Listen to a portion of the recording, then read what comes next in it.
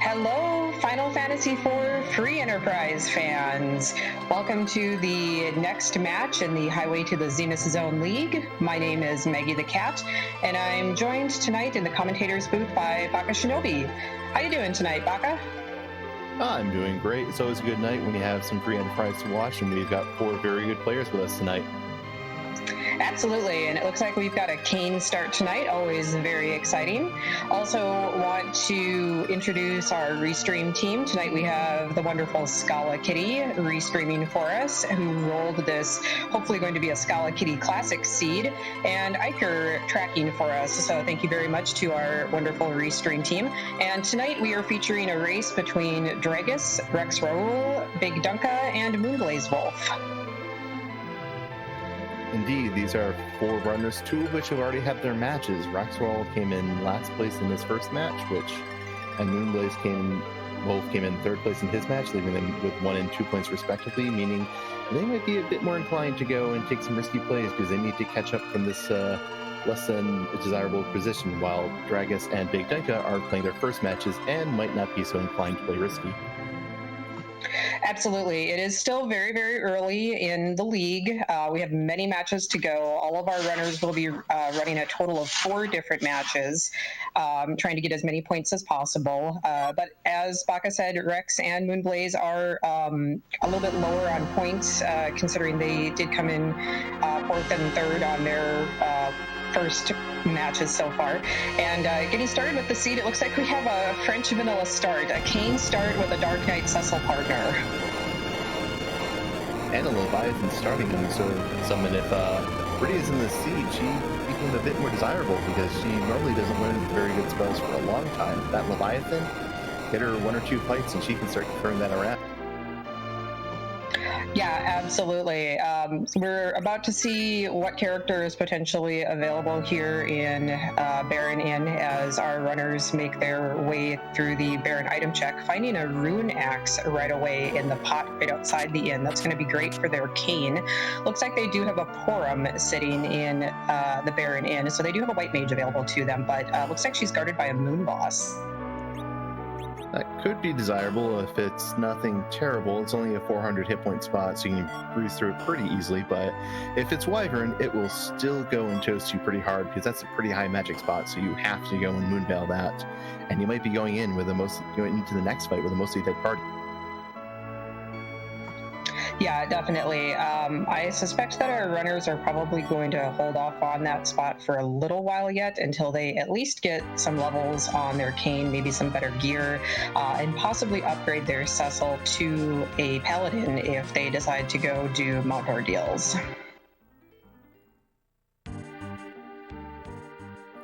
Yeah, Ordeals is definitely a slow play. You never really want to do it and like to skip it when you can, but if half your team is Cecil, you'll definitely want to go and turn him into something a bit more useful than a Black Sword can go and proc death sometimes. That's good, right? Yeah, it is going to be Dark Knight Cecil's best weapon if they find one, but it's still, not very good compared to, say, a Crystal Sword or Excalibur Paladin Cecil, or even that Rune Axe on Cecil is going to be a lot better than anything that the Dark Knight can wield. Indeed, and we see most players going to Damn Cyan, rexxraul finishing his looting and selling in Baron, and bigdunka going and checking out Mist, looking for some other items that he expects the other runners not to go and pick up because this is a bit of an out-of-the-way spot. Yeah, this team is not a bad start, but Dark Knight Cecil is pretty weak, as we've said, especially without a Black Sword. He's going to be kind of dead weight until you can climb Mount Ordeals and get him upgraded to that Paladin. The Rune Axe on Kane is going to be pretty powerful, but our runners are definitely looking for some items here to just help them get off the ground. Now, down on bigdunka's side, I thought that I saw, was that Vanilla Mist Dragon in the Mist Cave? I think so too. I think bigdunka reset out because he wasn't expected to actually want to take a fight there, and he's just re-equipped and going back in. Yeah, definitely looks like it. Mist Cave is the very first dungeon that the vanilla game sends you through, and this is the vanilla boss that you would find in here. This is really exciting for our runners because this is actually the team that would normally be fighting this boss. Kane with that rune axe is probably going to go through this boss pretty quickly. And this is going to award bigdunka with a potential key item when he goes into the village mist and talks to Rudia's mom. So this is a pretty exciting play for him right here. Yeah, and this is definitely not something that a lot of other runners are going to go and prioritize going into right away. This is, as you can see, Dragus, rexxraul both went to Hobbs to go and see that there's a Edward there for them to go and pick up. Meanwhile, moonblazewolf is going into Antlion for the first kit check, and bigdunka finds the magma key. That is absolutely huge. Magma key, of course, is one of two ways for our runners to gain access to the underground. It's the easier of the two ways to gain access to the underground. If there's a hook out here somewhere in one of the other checks, like at the bottom of the Antlion Cave, at Fabul, at the top of Mount Ordeals, or something like that, our other runners may get baited by that hook if they don't think to go on that mist dragon hunt.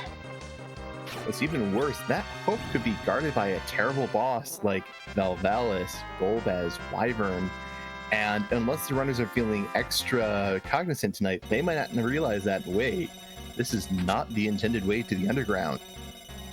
Yeah, definitely. We do have a flag on that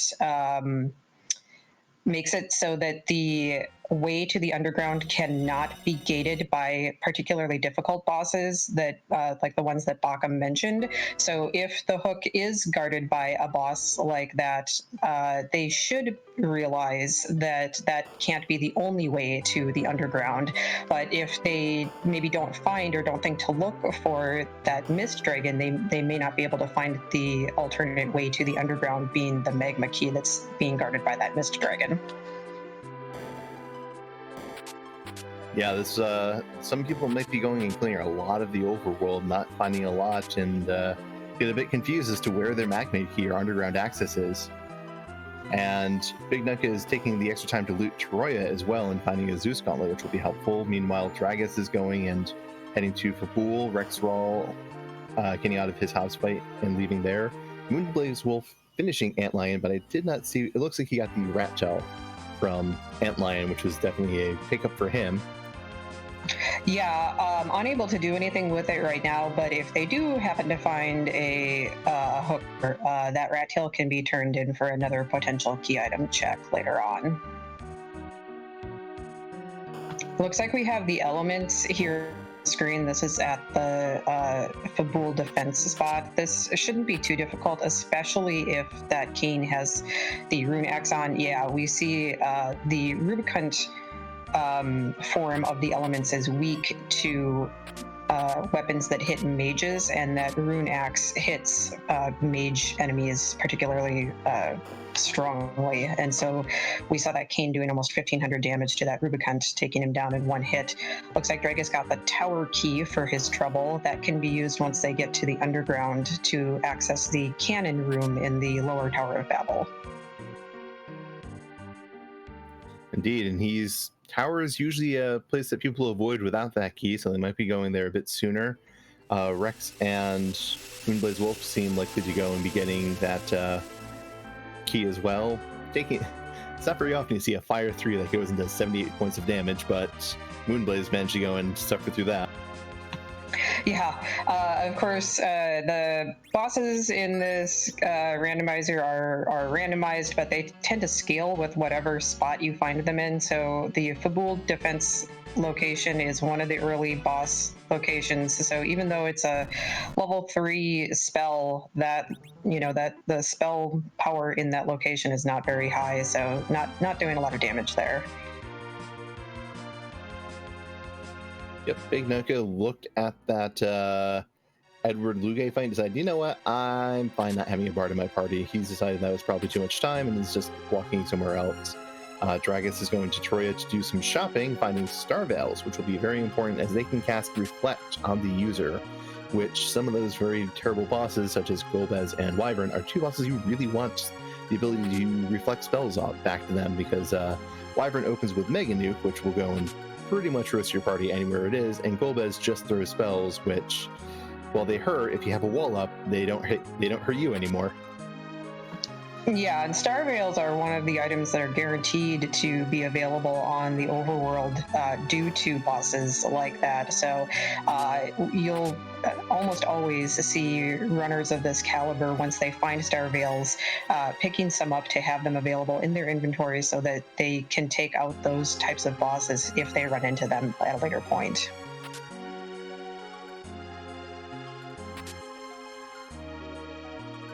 Seeing a little overlap now. Dunka is now diving down into the antlion cave. Going to be picking up the rat tail that we've already seen. Looks like rexxraul is about to join him. Looks like Blaze down in the lower right corner is about to scale up Mount Ordeals. So we may be getting a first look at the bosses and potential key item that will be at the top of the mountain there. Yeah, that's sometimes a little early, but with that Cecil, you probably want to go and get that. And a cursed ring in the first chest, that is extraordinarily helpful because, well, minus 15 stats does not inherently sound useful. It is a feature of the game that there's basically only so much faster or slower than the enemies and other characters in your party can be. And normally in the game, that's Cecil. We have the AA flag on, which means that any character who's in the middle slot becomes your anchor and will always be relative agility 5. And if you have higher agility than them, you will be faster. And if you have lower agility than them, you'll be slower. If your middle character is just incredibly slow because they've lost 15 agility, you can have a very fast team, which if you're going against a normally even faster opponent, you're not going to go and really be able to, or you're not going to go and be having that big disadvantage you would otherwise. Yeah, cursed ring, definitely a nice item to have available. Sometimes enemies like Wyvern can be made a lot easier if you can manipulate the agility using items like that cursed ring. It's also not, even though they are maybe a little bit low leveled for the ordeal spot, I'm not too surprised to see our runners going here now. They've got Kane, who's a very high tier character, but with the other characters that they have available, Edward is pretty bottom tier, unfortunately. Without the spoon flag, he can't equip that spoon, which is considered his best weapon when he can use it. And Porum being the other character that we've seen here, she's also not one of the best characters. They probably want to upgrade Cecil as soon as possible so that they have another strong character available to them. Indeed, though rexxraul is getting some extra value out of his Edward by finding a dancing dagger somewhere and using that, so that's probably going to go and help Edward carry a bit more of the early game and do some good damage. Yeah, definitely. That dancing dagger by itself can definitely carry you through most of these overworld early fights. So definitely a good pickup wherever Rex found that. I didn't see where he got it either. Yeah, I also missed where that was. And Moonblaze saving after that first boss, changing his rose and meeting Wyvern immediately, not even trying.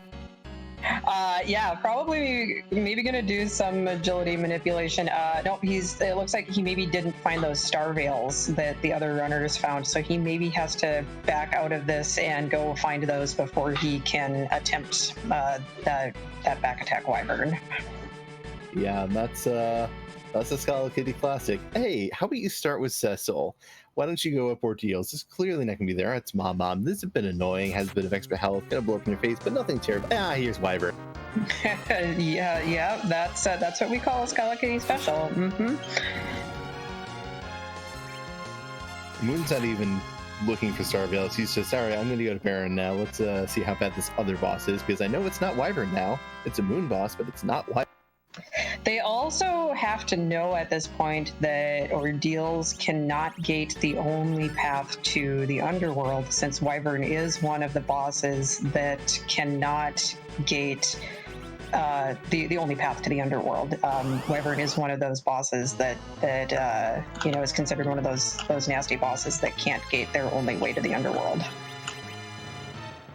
Indeed, Wyvern is just always terrifying, and Ogopogo is the first boss of Baron Inn.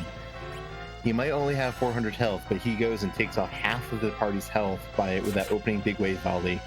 and Magus Sisters is the second fight. The Rune Axe will do extra work here, but Kane is in rough shape. He is not going to go and...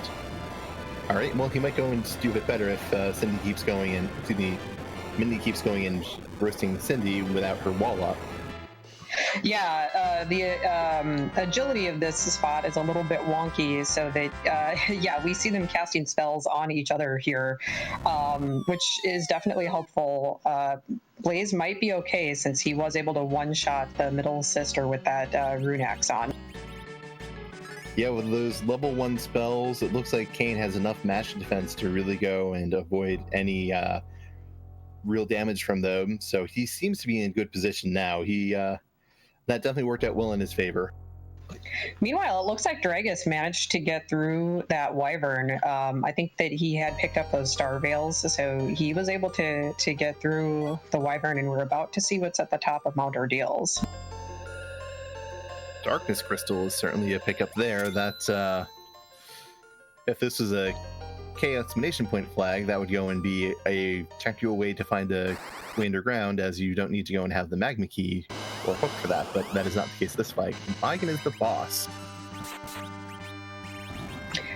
Nice to see Baigen here. Baigen can be a really rough boss in some of the higher level spots, like if you find him on the moon or in one of the summon boss locations, so it's good to get him out of the way here where there's very, very few hit points available. Oh yeah, he's definitely one of the bosses I remember having trouble leaving in my early vanilla playthroughs, and I don't really like him now more than I was when I was a very small child. Looks like Blaze has figured out that there must be a mist dragon floating around. He got the sand ruby from Baron Inn, which doesn't lead to... It will give him a character if he wants to go check in Kaipo, but can't lead to any other key items. He's checked all the other key items that are available except for Mount Ordeals, knows that there can't be a way, or can't be the only way, to the underground on Mount Ordeals, so went and found that vanilla mist dragon, is about to get his magma key. And that is a very good heads-up play, because it's very easy to go and just forget that, Wyvern can't come and block your way underground and think, how am I going to go get through this guy? Yeah, especially in a race setting, something as high stakes as this, it's good to keep your cool, keep your head about yourself, and remember what these flags mean.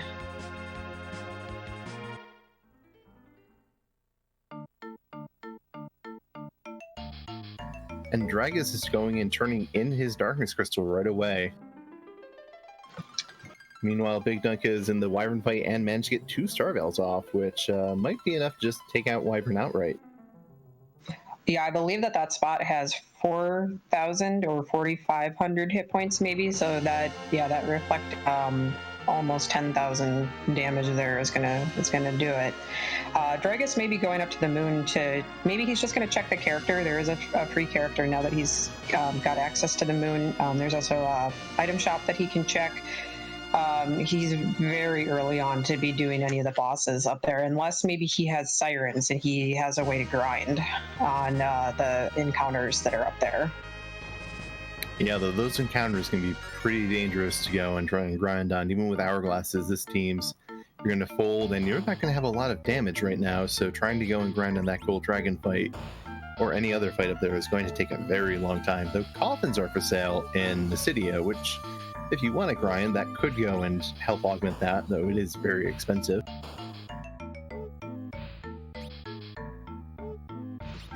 Looks like Blaze did go and pick up the character that was available from the Sand Ruby, and looks like he got an additional cane. So we've got a very melee-heavy party here with 2 canes and a Cecil available, besides the Corum and the Edward that we've seen so far. Yeah, this party will definitely go and do good physical damage if you can find some weapons for them, but looks like they've only found some axes, which they're not terrible weapons. They have high attack power, but they have very low accuracy and will do somewhat random damage, so you don't really want to rely on them very long.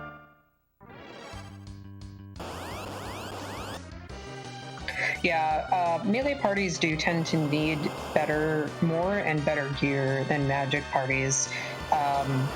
So we'll see if hopefully there will be some better equipment available either on the moon or in the underground now that our runners have access to pretty much the entire world at this point. Yeah, everything is open to them. No one is skipping ordeals. Well, I guess moonblazewolf is the only one who's gone and bounced off ordeals and gone somewhere else. If he takes a while to come back to it, that might go and cause him some troubles if the moon has something. If everything is on Earth, though, then he's going to be in a good shape because he's not going to be the slightest bit tempted to go to the moon. Yeah, this is definitely a very open seed, so our runners are going to have some decisions. We're probably going to see a lot of divergence here, depending on where they want to go. Even once they get to the underground or get to the moon, they're going to have lots of different choices that they can make. And to answer Zooman's question in chat, have we met Miss Dragon? Yes, we have. Miss Dragon did not travel far today. Is in their vanilla location, just waiting for runners to come and give the magma key.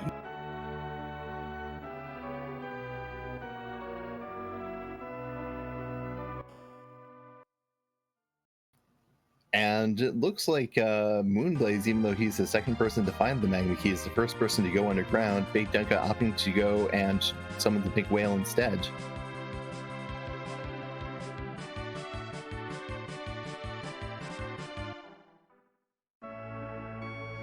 Looks like Blaze is probably going to start in the underground by doing some looting and some shopping. He's stopping in Tamra, which has several chests here in the little armory, also an item shop available. Checking the employment dwarf, that went very, very fast, so I did not quite catch what job the employment dwarf has tonight. I think he said he was an orthodontic surgeon, orthopedic surgeon, or maybe an orthodontist. I too had trouble seeing that. And to answer a question from PMAK Fowl in chat, couldn't the hook be on the moon? One of the flags, there's a special flag that enables that, and that is the K exclamation point flag, which means that the way underground could be gated by the moon and to be forced to go there. But it's not necessarily there. It most certainly can be, but it's not going to go and be there logically. Logically, the way underground is through Miss Dragon.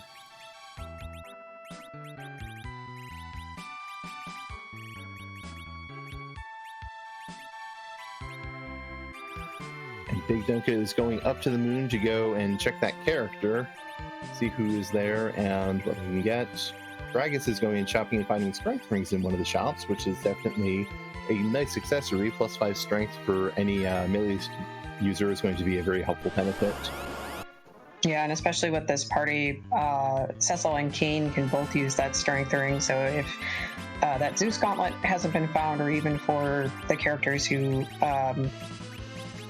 don't have that Zeus gauntlet on, that strength ring is going to be a nice boost for the rest of their melee party here. Looks like Blaze is going to scramble some eggs. With the sirens that the runners have found, those sirens can be used on a little strip of land on the western side of the underground to summon this egg. This is a yellow dragon egg. It looks like, I think Blaze has probably used an hourglass on it to stop it here because it's not hatching. And normally if you hit it once, it'll hatch into a yellow dragon. Otherwise, it doesn't have too many hit points, a little less than 2,000, like around 18 or 1,900 hit points.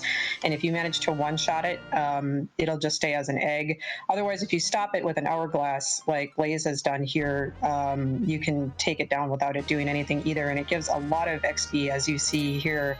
It's a really good grind. Blaze just gained quite a lot of levels for just one egg, and it looks like he's going to probably do a few more here as well. And it seems that Bigdunka found a special reward on the moon in the form of Edge, one of the characters who, under that CX flag, is not allowed to be in the ungated Baron Inn and Hobbs flags. So this is going to be this is a very, very melee heavy team, with the only mage found being so far Porum. Yeah, Edge is a very nice pickup at this point. He starts out pretty strong. His gear is pretty good. He's got his ninja magic, which is good at clearing out groups of enemies. So, yeah, between Edge, Cecil, and Kane, we've got a very nice berserker party set up here for the Zeromus fight at the end. Indeed, and moonblazewolf is heading down the path to Feymarch to go and check the free item in the chest in the town, and potentially see who the bosses are, while other runners are going back through other ground. Bigdunka checking the inn to go and see the Mega Sisters. Dragus apparently skipping Antlion for a very long time, and rexxraul doing a bit more shopping.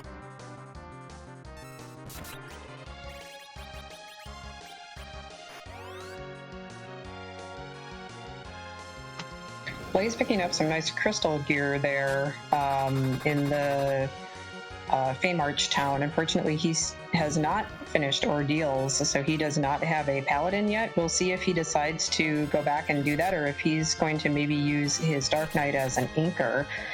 Looks like he also got the Luca key from the free chest here in the Feymarch. Not a happy spot to go and check, because it's a long walk to go get into that dungeon, and then you have to go and fight a rather nasty boss. But you do have the advantage of being able to see the key item before you take the fight, and because Mist Dragon's been found, you can just reset out of that.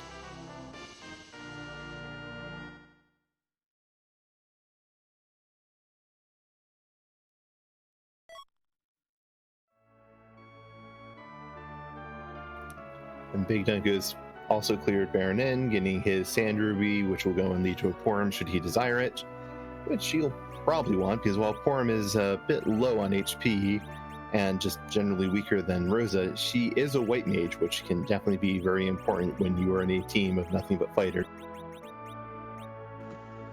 Yeah, definitely. She also learns a few spells earlier than Rosa. She gets Berserk earlier, and she learns Exit naturally, whereas Rosa needs to go to the Tower of Zot with the Earth Crystal to learn Exit. So she does have some benefits there. It seems that moonblazewolf saw one of the two blue robe fights in the seed. One is very free, and one is very costly in time, being the Gauntlet. And he found the very costly one, and is opting to go to Dwarf Castle to go and see what's there.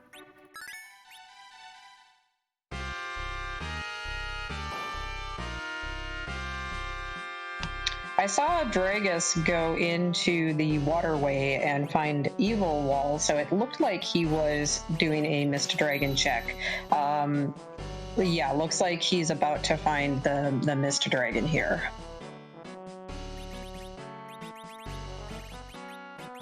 At least he didn't go and walk up Zot, because that is the other place in Mist Dragon can be hiding in the overworld without any other key items.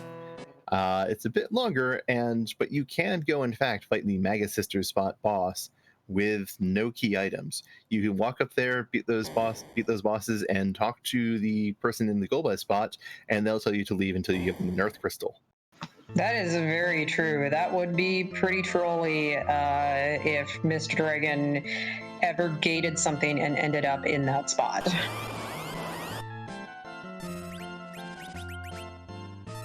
I had a seed where I cleared the whole overworld, looked around, was like, where is this boss? And I realized in a minute, oh, Mist Dragon is at the top of Zot. Go there, come back. And it had the hook. Yeah, that will happen. So that's another spot to remember. And if you ever get lost, there's that. There's also the Kaipo Guards spot behind package. So if you ever find the package on the overworld and need another boss spot to check, you can turn that package in and then go through all the cutscenes and fight the boss at the end of the package cutscenes.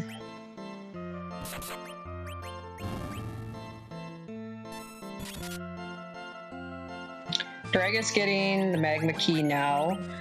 Looks like rexxraul is going up to Kaipo to pick up the second cane that is sitting in the bed up there. No one's letting that cane sleep in today. They all want him in their team. And to answer a question from PMA Kfall, the flag CN means that no character is guaranteed.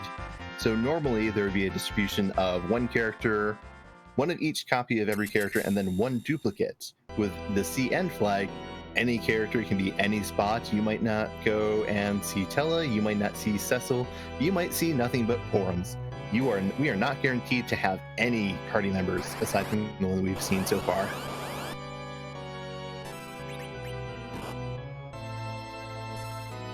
I think the seed has been very generous with the party distribution, to be honest. You have a white mage and you have a lot of good melee fighters.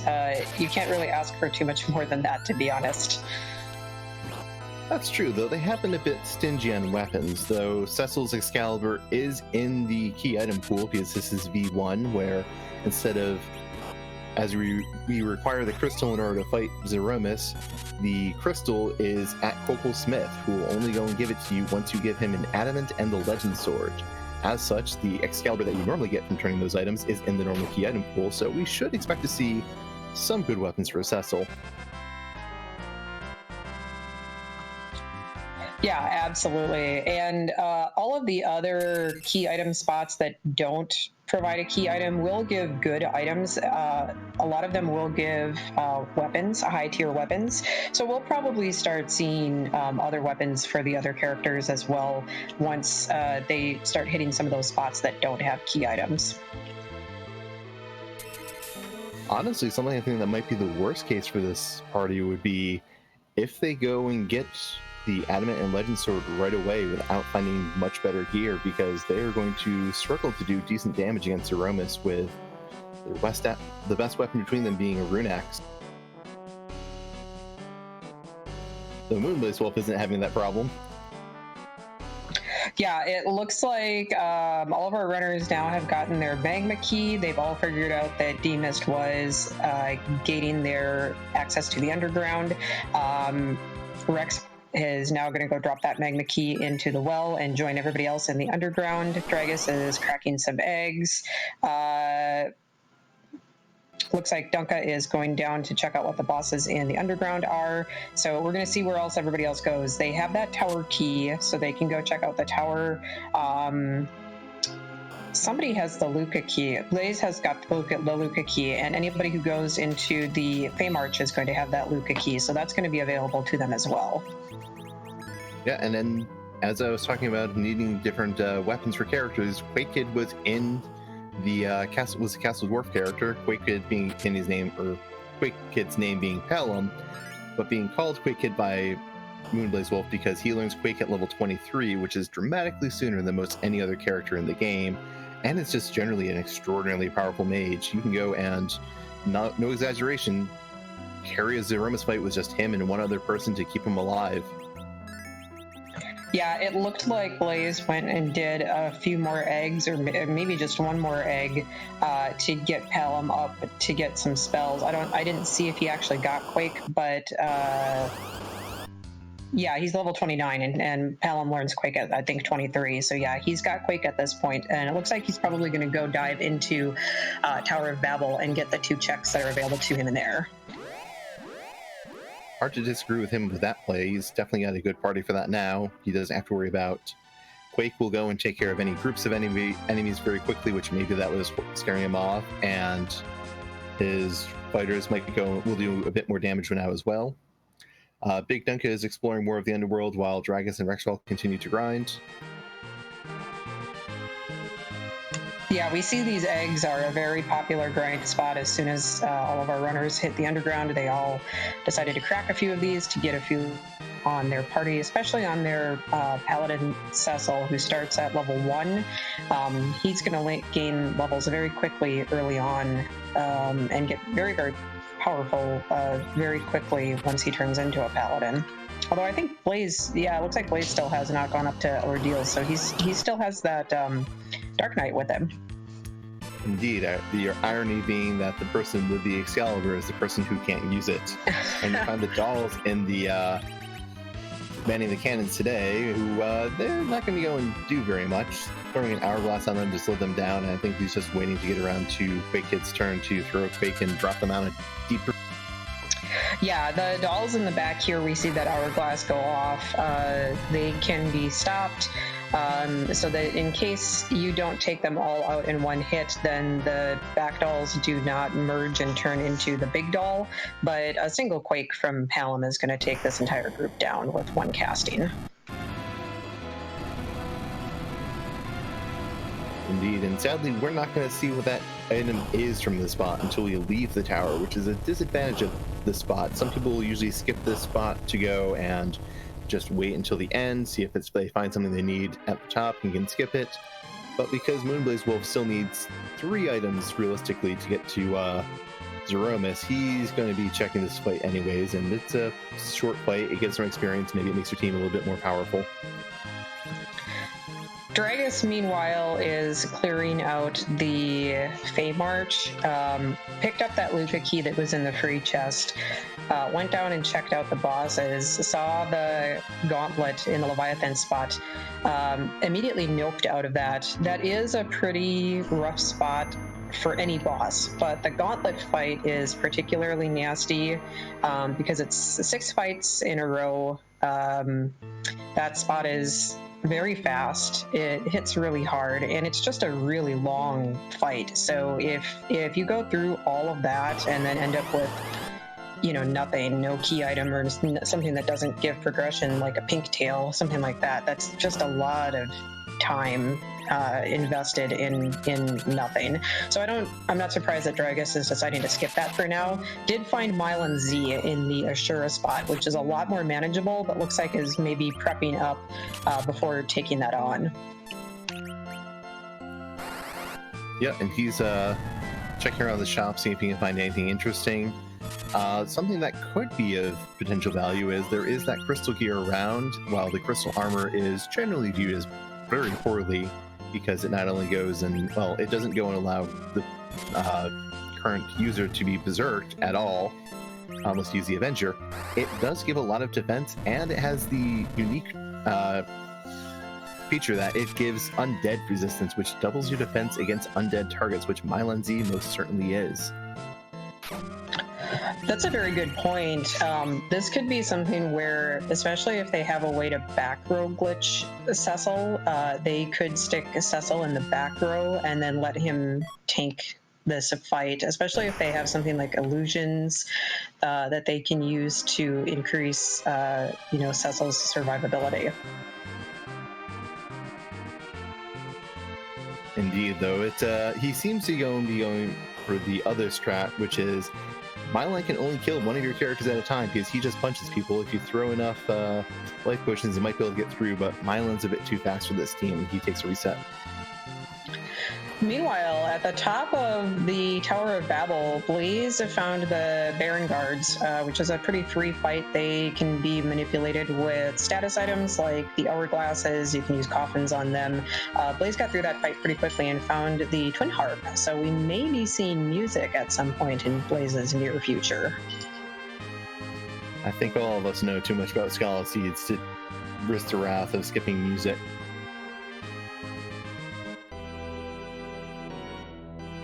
Looks like a lot of the runners have decided to take on the Dwarf Castle. That was a pretty easy check. The Dark Imps were there. That's another free fight. They also can be manipulated with the status items. And then Pale Dim is the second fight here.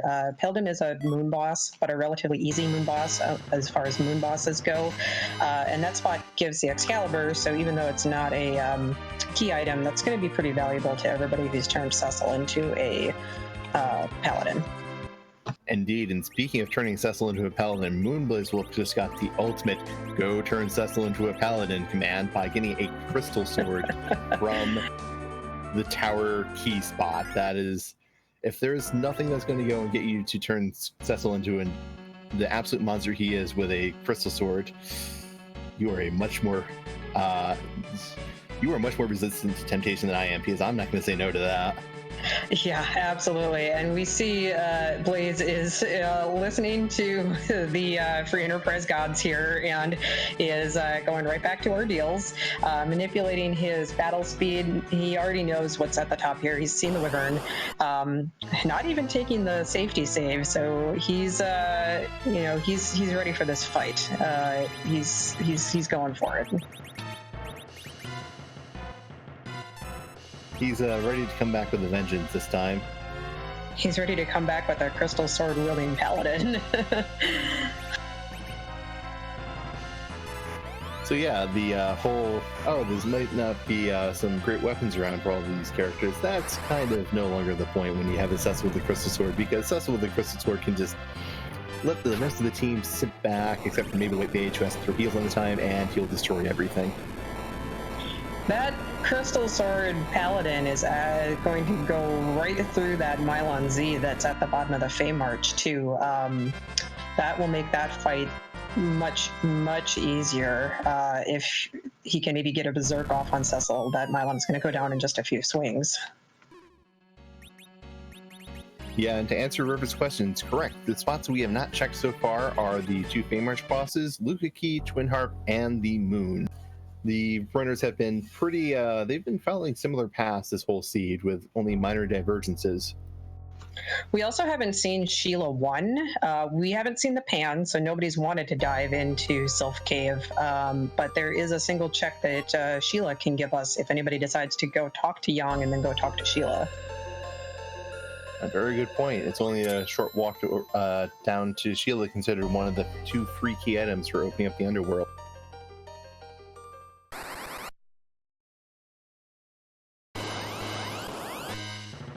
And as Zudmud has pointed out, Sheila can hold the pan. It is pretty common for runners to not want to go into the Sylph Cave without having the pan because they want to be able to do the entire check in one run. But it's possible for Sheila to have the pan. That's what she has in the vanilla game, in the original game. So they may have to go talk to Yang once before they can even get the pan. Yeah, that's it always feels so annoying to do that long walk down, talk to Yang, fly back to Fugul, talk to Sheila, and see that pan, but it is 2 key item checks because the Sylphs will give you an item, and then Sheila will give you an item for returning her pan. So it's definitely something you want to go and look into. Yeah, it's also, even though it's long, it also is it's not dangerous. There's no boss checks, so it's potentially up to 3 key item checks that you can get for all of that don't involve having to fight anything. So if you can find that pan out of any of that, it's usually worth it to make those checks. Indeed, and now that Crystal Sword Cecil is online, Moon might go and grind a few more eggs to get Cecil some more levels again, or he might choose to go and go somewhere else, as Crystal Sword Cecil can catch up pretty quickly, though he is taking the time to back row glitch him by equipping him with a bow and arrow and then unequipping the bow and arrow. That goes and sets the back row bit because the bow and arrow is a back row weapon, and the game kind of forgets to ever turn that off if you ever turn it on. So now Cecil's going to do full damage from the back row and to any enemies in the back row. Yeah, very useful to enable that glitch on any character who can use it. Cecil, Porum, Rosa, Sid can do that, and it's very useful because now he can put his Cecil in the back row. So if he decides to go take on a boss like that Mylon Z that usually hits for a lot of damage, Cecil's survivability is going to go way up from having the extra defense in the back row.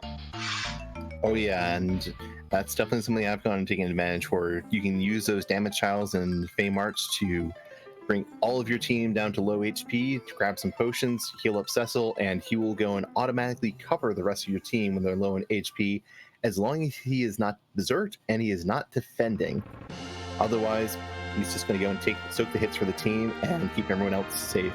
Simbu also pointing out that at the start of Ordeals, we saw moonblazewolf equip Dark Knight Cecil with a cursed ring.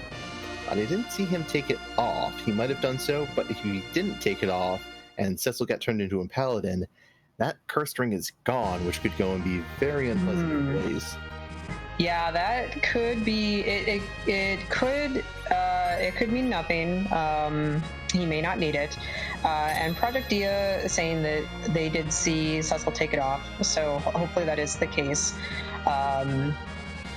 and maybe he might not need it either if he does find another character that he wants to use to manipulate agility. So it might not matter either way. Now we see Moon immediately. Moonblaze is immediately raising up the big whale and going up to the moon. He might just be checking the character here. He's going to get an edge for his trouble. He might also. I'm wondering if he's maybe feeling behind because he knows that. All the other runners had access to ordeals early on, had access to those star veils early on, and I wonder if he's thinking that maybe the other runners went to the moon early and he needs to catch up. Indeed, it is a lot of item checks, and the Mist Dragon and their vanilla spot holding the magma key is definitely something I could see myself getting worried about. Of, oh dear, anyone who went and checked this early has a big lead. They've had all this time to go to the underworld, and Moonblaze might think he's been behind going through the underworld when really he was the first one to go down there. Yeah, I mean, this has been very, very open, so even if he went to the underground and somebody else went to the moon, doesn't necessarily mean that anyone is behind. We haven't seen either of the key items that are needed for go mode at this point, the adamant, the piece of adamant rock or the legend sword. But it does look like Moonblazewolf is committing to the moon. We see him diving into the lunar subterrane. Looks like he's going to a spot that is commonly known for grinding, so he might just be grinding, but I wouldn't be surprised if he decides to dive deeper in after doing a little bit of grinding and going for the bosses that are down here. Meanwhile, bigdunka going and diving Luca and finding the Baron key, which he's probably want to go and keep, but he's going to have to fight this boss for it, and that boss is Kaipo Guard, so that's a pretty free fight. A little fast in this spot, but not particularly dangerous. Yeah, another set of bosses that can be manipulated with items. We see bigdunka using an hourglass here. If he has a coffin, can throw the coffins out to instantly kill these bosses. So nice to see a free boss in this location, because this can be a kind of a rough boss spot, especially if he's kind of low level at this point. Yeah, and he's got decent levels, but that coffin is going to do this much faster.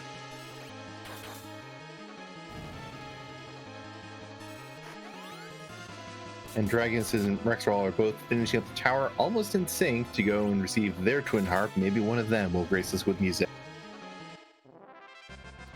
To answer question in chat from Chokashura, Wyvern was at the top of Mount Ordeals, and all of our runners have gone through that. So yes, Wyvern was a little bit rude, but nothing that they couldn't handle.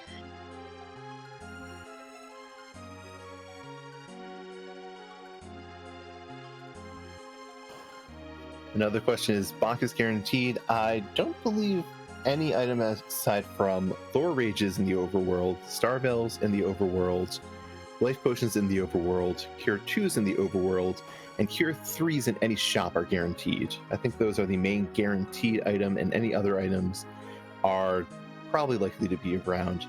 That said, it has been a long time since we found a Sirenless Seed, and this is certainly not one today, so it's pretty likely we're going to go and see Bacchus in a shop somewhere. Moonblaze did do a little bit of grinding on the gold dragon fight that is available by using a siren up here in the lunar subterrane, and now is diving deeper into the lunar subterrane. Very common for runners to go all the way down to the save point that's at the bottom of the lunar subterrane and then kind of make their way back up from the bottom spot. One of the checks that's available at the bottom of the lunar subterrane has 2 key item checks and also has a lot of experience available. So it's pretty common for runners to go all the way down there first, although it looks like Moonblazewolf is actually diverging off and going to check the Wyvern spot first. Yep, this is definitely... Some runners like to go and do this because it's out of the way. It's something that people do 3 other bosses before they go and try this spot and thinking, maybe I'm behind and I need to catch up. This is definitely not the meta play. Let me do this and go and find something important sooner.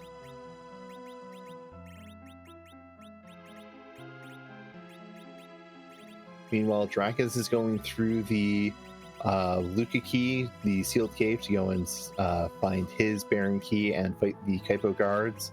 And Bigdunka is back in the underground, or back in the land of summoned monsters, potentially going to fight either the Gauntlet or that Mylon Z. And Moonblazewolf finding Plague in the Wyvern spot, which is definitely a scary boss if you're not quite prepared. If you have a way to go and kill off your party members and revive them, then it's not so bad, because as each time you revive a party member, Plague needs to go and recast his count, which resets it for the whole party, and you can just keep everything going that way if he cooperates. And he might not cooperate, and it might go and take him a little while to recast count and let everyone else in this team die. Looks like Moonblaze, of course, has the strategy down here. It's just a matter of getting the actual timing down, but looks like he's got it pretty well. Killed off Palom, revived Palom, got the count reset, and now is working on berserking his melee fighters. Got a berserk off on Edge, now has a berserk off on Cecil. Has this fight pretty well under control at this point. And Kane apparently missed the second count, is close to going down himself.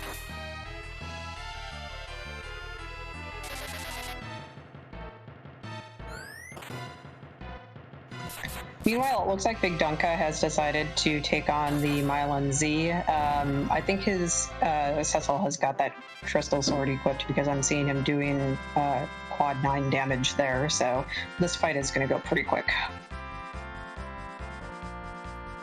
Yeah, this is a bad day for Mylon Z. The quad 9. Who doesn't love to see those types of damage rolls against the boss in this spot?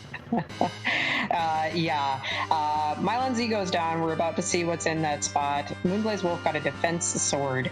That's going to be real nice on one of his canes, because I think his canes are still using axes. Indeed, it's definitely a very good weapon. It's I think it's Kane's second strongest weapon by attack power, beating out even the Dragoon Spear, which people are very fond of for its quad damage against dragons. And we appear to get a spoon for Mylon Z. It's a key item, and if they have Edge, then our runners will be able to dart it. So, it's one closer to the 10 key items that they need in order to get the double XP. Not quite what they need for progression, though. Indeed, it has come in useful for me, where if I've got my team grinded, I'll go and just reset out of moon fights that don't give me progression, because I can just throw an extra 9,000 damage instantly. So it's at least a consolation prize for this team. Looks like Rex is joining Bigdunka now in the Fey March, and they are both on the Gauntlet fight. Meanwhile, Moonblazewolf is fighting Rubicant. I missed which spot this is. I'm assuming that this is the D-Lunar spot, but I didn't actually see which cave he went into. I also missed that spot, but I'm going to guess it's going to be the D-Lunars, because most runners will go straight for that spot, because it is 2 key item spots, and Chokasur confirming for us that it is the D-Lunar spot, and throwing on a Blizzard Spear on Kane to go and get extra damage on Rubicant, because he is weak to ice. Very nice to have an ice elemental weapon when finding this boss. Probably won't be too much trouble here with that. Looks like he's got Quake going on Palom as well. It has a lot of hit points, that's the only thing, so it's going to be kind of an endurance match at this point. Yeah, though I don't know how much enduring there's going to be done when Crystal Sword Cecil's swinging for 5,000 damage a swing. Those Fire 2 characters are doing a bit of damage, but I think Porum's being able to get in to heal up the party and keep them through it, keep them up. Yeah, it looks like between both Cecil and Kane doing upwards of 4,500 to 5,000 damage, and then Palom throwing out those quakes, he's got this fight pretty well under control. Rex and Bigdunka making their way through this gauntlet fight. Dragus, meanwhile, is going to show us what's behind the key. He came back up to the overworld and is using that Baron key to go through Baron Castle now. Yeah, and if someone remembers what the boss in the first spot of Baron is, they're a better person than I, because I always forget that even when I'm supposed to be paying attention. Same. Looks like it's Leviathan. Probably won't be too much trouble for anybody's party at this point, since they've got the levels and the gear that they've got now. And moonblazewolf getting through that Rubicant fight without too much trouble, getting a package and a life staff for his trouble. Life staff is a very good life staff. It gives the most wisdom of any at plus 15, and package is a character with a long cutscene attached, so we're probably not going to see that. Yeah, especially the party that they have already is very solid, and they've already seen the demist, so no chance of demist being in that hypo guards spot behind the package, so very unlikely for anybody to go follow up on that. Yeah, sadly I don't think we're going to see that. The extra fun feature of the package, where if you go and open the package, you will go and get a random spray instead of the bomb ring that normally comes out.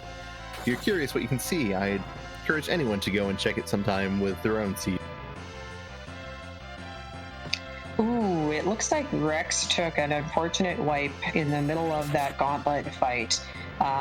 We'll see what he decides to do here. I don't think he's taken on Mylon Z, so he might be going back down in there either to retry the gauntlet or to try Mylon Z next. It looks like he's going for Mylon Z. Meanwhile, Dragus finishing off the false king of Baron, who happens to be with Water Hag today, reclaiming the throne, and we'll get to see what character and item is waiting for us in Baron. And moonblazewolf finding Antlion in the plague spot, which is not the worst spot, not terribly high in HP, but it does go and pack a punch, and Porum is knocked down, so he needs to go and try and recover from that. Yeah, it looks like he's got some illusions that he's able to use. Antlion will do physical attacks and then counters, which will go through the illusions, but the counter, as we see, doesn't do a whole lot of damage. That did about 300 damage on his Cecil there, so not too scary as long as you can, use those illusions to avoid the actual physical attacks. Yeah, Antlion is definitely not the... He's not a light hitter. He doesn't pickle. He likes to go and throw punches, but if you don't attack him normally, he will only punch. Meanwhile, Dragus is getting a white spear from Baron Castle, and Bigdunka, I believe, has finally cleared that gauntlet. Seeing some more of these good items that we were talking about earlier that are available in these key item checks. That white spear is going to be really nice for one of those canes. Indeed, and Bigdunka is rewarded with a pass from the gauntlet. It's a way to Zeromus, but I don't know if you really like how much time it took to get it. Yeah, definitely, especially since the darkness crystal was found so early and in a spot that everybody's going to go to. Meanwhile, moonblazewolf found the pan. We talked about the pan earlier. That's what is used down in the Sylph Cave to wake Yang up, and if you have it, there's extra key item checks that you can get from both the Sylphs and from Sheila. Looks like moonblazewolf isn't leaving the moon quite yet to go follow up on that, but that's definitely going to give him more places to check once he's done with this moon and decides to go back down to the underground. Yeah, and speaking of that underground, Bigdunka is the first player to go and check the Sheila 1 item, which, as we said, it's a free check, but it's, you just have to go to Fabul and talk to Sheila. Dragus finding Kanizo at the Odin spot and resetting out of that, and moonblazewolf's finding Bahamut in the Ogopogo spot, which of all the fights mentioned, Bahamut is the most free one, as you can just use Star Veils to reflect back those Mega Nukes, as Bahamut does nothing but that. Yeah, looks like Dragus decided to nope right out of that Kanyazo. That's not the worst spot that you can find Kanyazo in, but he's kind of a rude boss regardless. The big wave that he does, or the wave that he does, rather, does a percentage of damage based on his hit points, and it's still going to be pretty mean in that spot because that spot has quite a bit of hit points. So it looks like Dragus is instead deciding to give us music. He's following up on the twin harp that he found earlier. Some heroes go and earn their title by staying through and sticking through fights. Some heroes earn their title by running away and going to better locations.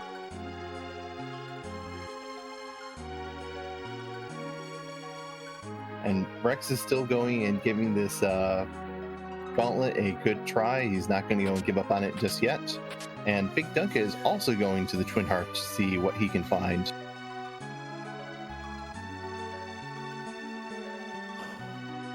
Yeah, we may be getting double music coming up here. We'll see if we can chain music together from Dragus and Bigdunka. Rex, meanwhile, hopefully can get through his second try at the gauntlet here. He'll get a pass for his trouble. I know this is a long check to get the pass, but it can be. It can really make or break, the difference between first or second and third if one person has the pass and somebody else has to make the walk all the way down through the moon. Yeah, especially if there are wipes involved, which might not happen with this team, but if Form's your healer, she's pretty vulnerable to big bangs and can go down in awkward times, so that run back might matter pretty significantly.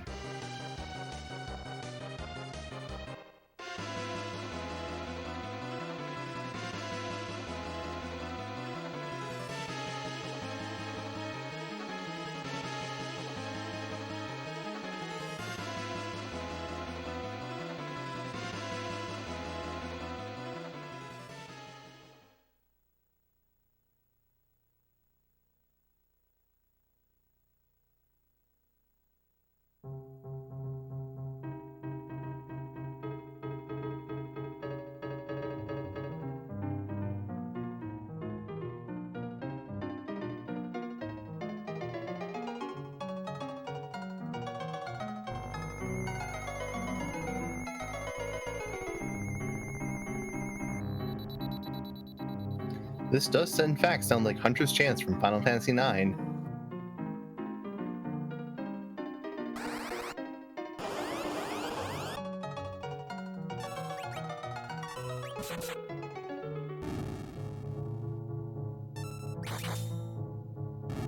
And Moonblazewolf continuing to clear out the moon. I missed what he got from the Ogopogo spot, but he's finding Octomam in, I believe, the Paladin spot. Meanwhile, Mylon and Friends is the fight in Twin Heart, not terribly difficult, though the fight is not going to be... You can't go and use Quake to get through these ads, as the match defense here is extraordinarily high, and nothing short of Nuke is really going to do much damage. Dragon Spear was at Ogopogo, and Moonblaze reset out of that. Thank you. Nice item, but probably not. I guess he's thinking it's not worth even the walk back to the save point. I don't really blame him for that if he already has better weapons for his canes. Looks like Dragus and pretty shortly Bigdunka are getting an Earth Crystal for this check through the Cave Magnus. Is this game even randomized? My lord. We'll see if people are going straight back to that check or if they're going to go and look somewhere else, because Earth Crystal can take a fair amount of time to walk up, fight two boss, go through a cutscene, and another cutscene, and then fight the final boss, and then see the item you get from it.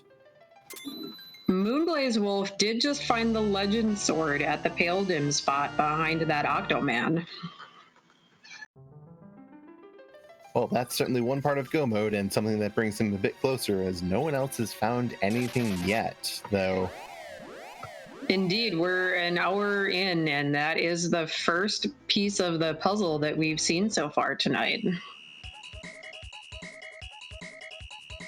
I believe Moonblazewolf left a save on the moon in case he wants to go back to Cave Bahamut, and is returning to the Earth to check his pan and the other items he left behind.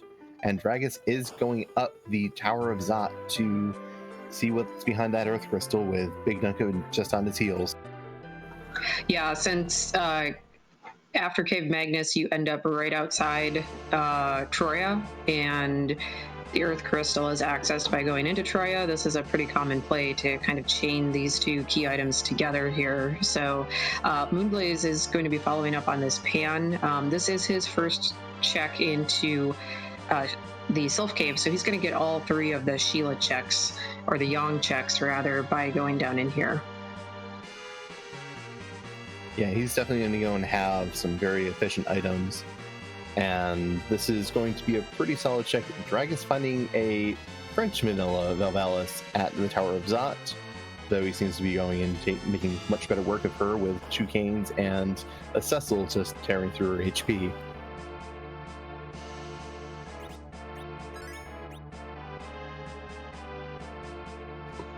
Looks like the Sylphs awarded Blaze a hook for bonking Yang with that pan. He's going to be able to use that to turn the rat tail in if he decides to do so. I'm sure that he'll be doing that pretty shortly after turning the pan into Sheila. Indeed, he's had that rat tail since Antline, and I'm sure he's been curious the entire time what's behind that turn-in. Rexxraul is in Luca, going and taking care of the officer-soldier fight with relative ease. If he has coffins, he'll probably want to use them, though he is getting a Quake out, which will probably take out those soldiers pretty quickly. Dragus is about to show us the characters and the boss here at the top of Zot. Looks like we've got a Tella.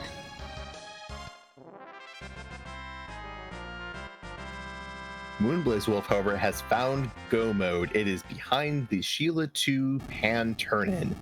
Moonblazewolf is ready to go to Zeromus unless he needs levels, and with the number of moon bosses he's fought, I don't think he's going to need that. Yeah, Moon held it all today. Legend Sword was at the Pale Dim spot, and the Pan was at, I believe, the Plague spot, which led to the Adamant, if I'm recalling correct. Yep, that seems to match up with my recollection. So Dragus getting a Yang and a Tella at the top. I don't know if he kept either of them, but he might not be inclined in fighting Dark Knight Cecil. Not a terrible boss as long as he's not doing too much damage.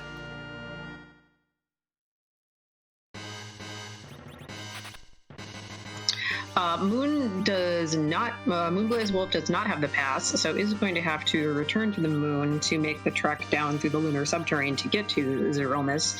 The pass was at the Leviathan spot, but it was gated by that Fagul Gauntlet, so kind of a long check to get the pass. So he's going to have a little bit of a walk, but he is our first runner in go mode at this point. Indeed, and he definitely has a significant lead because none of the other runners have even stepped foot on the moon. So they might not go and really understand or be able to metagame from Moonblaze's finish, should he go and finish quickly, where that those 2 key items are. Yeah, because the seed was so open from the beginning. We had a very early Magma Key and a very early Darkness Crystal. They could get anything from this finish, and this wasn't this is pretty normal time, I would guess. If Moonblazewolf comes, it looks like he's doing a little bit of grinding, so he's not going straight to Zeromus here. He's probably going to be done within the next, I would say, 10 to 15 minutes at the very most here. So that's a good time, but it's not a jet seed by any means. No, but he did go and have the top qualifier score for out of all the qualifiers, so he does have a reputation for making some pretty big plays and getting rewarded for it. I don't know if that's going to affect other people's judgment, but we also see that he is killing off his Quake Kid to have an anchor for his Zeromus fight. If he still has that curse string, which I'm guessing he does, he'll be able to go and turn his team into a true blender, and I don't think Z's going to last very long against this team. Yeah, with 3 Berserkers and then his Porum on healing duty. Especially with that Crystal Sword. Did he pick up? He did pick up the Crystal Sword, yeah, because that's what made him go to the to Martyr Deals to turn his Cecil into a pellet. Yeah, that Zeromus doesn't stand a chance. Yeah, he resisted the temptation after getting that Excalibur. The Crystal Sword was too much for him to say no. Looks like Dragus. Oh, sorry, go ahead. No, go ahead. I was just going to say, Dragus has decided that he's exhausted as many of his options on Earth as he's wanted to at this point. He is going up to the moon, picking up an edge up there, and is probably going to be diving now down into the lunar subterranean and is going to be finding the items that he needs for go mode pretty soon here.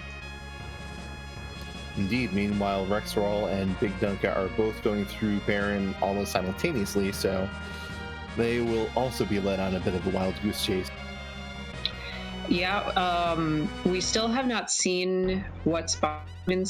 There is a Kenazu there, so we'll see if anybody decides to try and get through that. That's a little bit of a rough spot, so hopefully no, falls for that bait and tries to get through that spot, because that could be a little bit of a time sink if anybody tries to go down through that.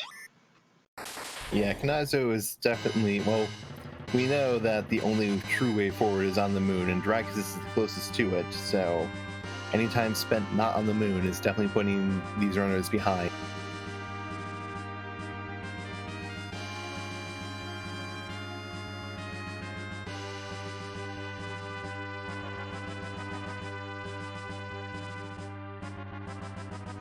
Moonblaze did just a little bit of grinding on eggs down in the underground after picking up the crystal, and now is diving back up to the moon, making the trek through the lunar subterranean, and will be going into the Zeromus fight very soon here. Yeah, I don't think he probably wanted to get a bit more levels to get some extra damage out of his Zerkers, but I don't think he really ground for him up to extraordinarily high HP. I don't think he's planning on having her survive many big bangs, but if he can pull out enough damage, he's not going to go and get many big bang. Yeah, I would be surprised if Zeromus gets more than 2 big bangs out. Even if Porum doesn't survive a full-powered second big bang, his Zerkers should be able to clean up pretty quickly after a second one, if need be.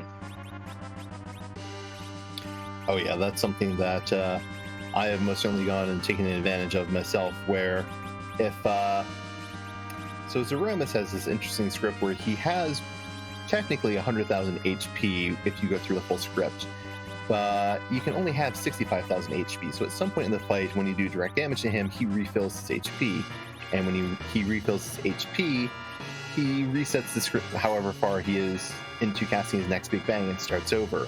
And if you're doing an extraordinary amount of damage, you can just kind of lock him into waiting to cast a big bang rather than actually casting a big bang.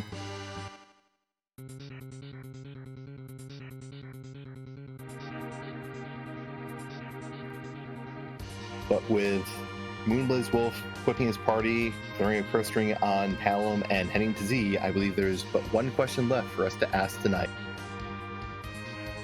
Indeed. I hope that chat is getting your Z flags ready. Baka Shinobi, would you like to do the honors?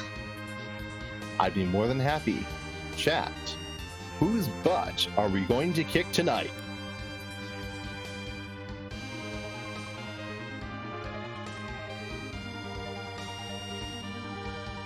I see those Z flags coming out.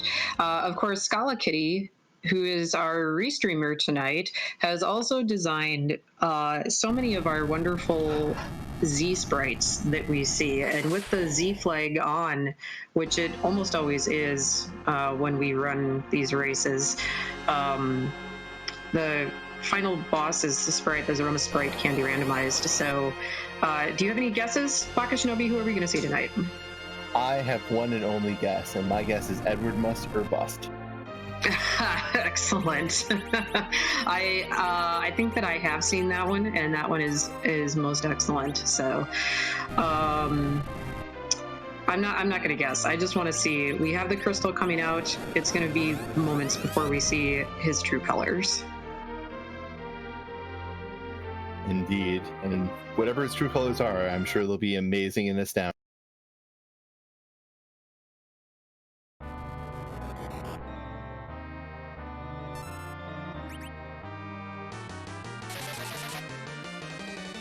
Scarmus from the Lion King Super Nintendo game, I believe. Well, that's fairly fitting because I believe that the remake of the movie is coming out very soon. Very true. Though Scala seems to be less than a fan of that version. I'll reserve judgment until I actually see it. The original, of course, was a classic, so I'm not opposed at all to seeing the animated version of it right here. And yeah, it looks like Moonblazewolf is getting set up for Berserker strats. Although, that Big Bang came out really quickly after the nuke. Not sure if his cane is going to survive this. Yeah, so he did at least get it nerfed, so that saved him a bit of trouble, as I believe he has other characters. I think he just has okay, he's not gone Berserk Edge yet. He's having Edge throw all of his extra weaponry at Zeromus, as the Excalibur might not have tempted him to go to Ordeals, but he is more than willing to throw it in someone's face. Meanwhile, on our other streams, rexxraul and bigdunka did go through the Baron Key path and did unfortunately get baited by the Kinyazu that we know is sitting in the Odin spot. About to see what is in this spot, but we know it does not hold progression.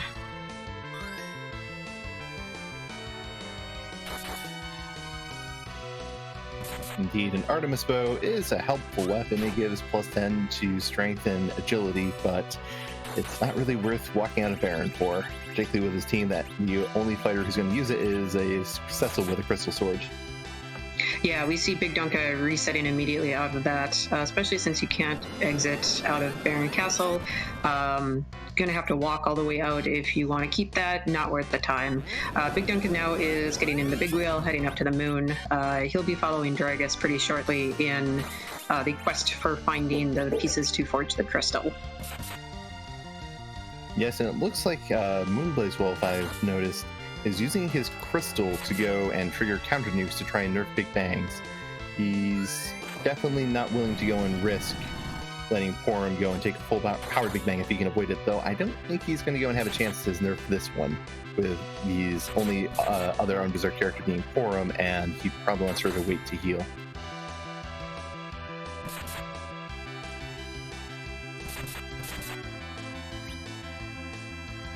Yeah, with Porum's hit point growth, she is relatively weak. As we can see, she's level 49 and only has a little over 1,500 hit points. Going to be very difficult for her to survive a full power Big Bang. In fact, we see both her and Edge fall to a full power Big Bang here. And I think that both Kane and Cecil are berserked, but now we do see rocks falling from the sky. So the two of these fighters should be cleaning this up very shortly here. And there's the flash. GG's to Moonblazewolf. Indeed, Moonblazewolf takes first place, coming in with a final time of 1 hour, 15 minutes, and 59 seconds. So GG. That is definitely not a time to sneeze at. I usually expect these seeds to take about an hour and a half, and that's certainly a bit faster than I expected.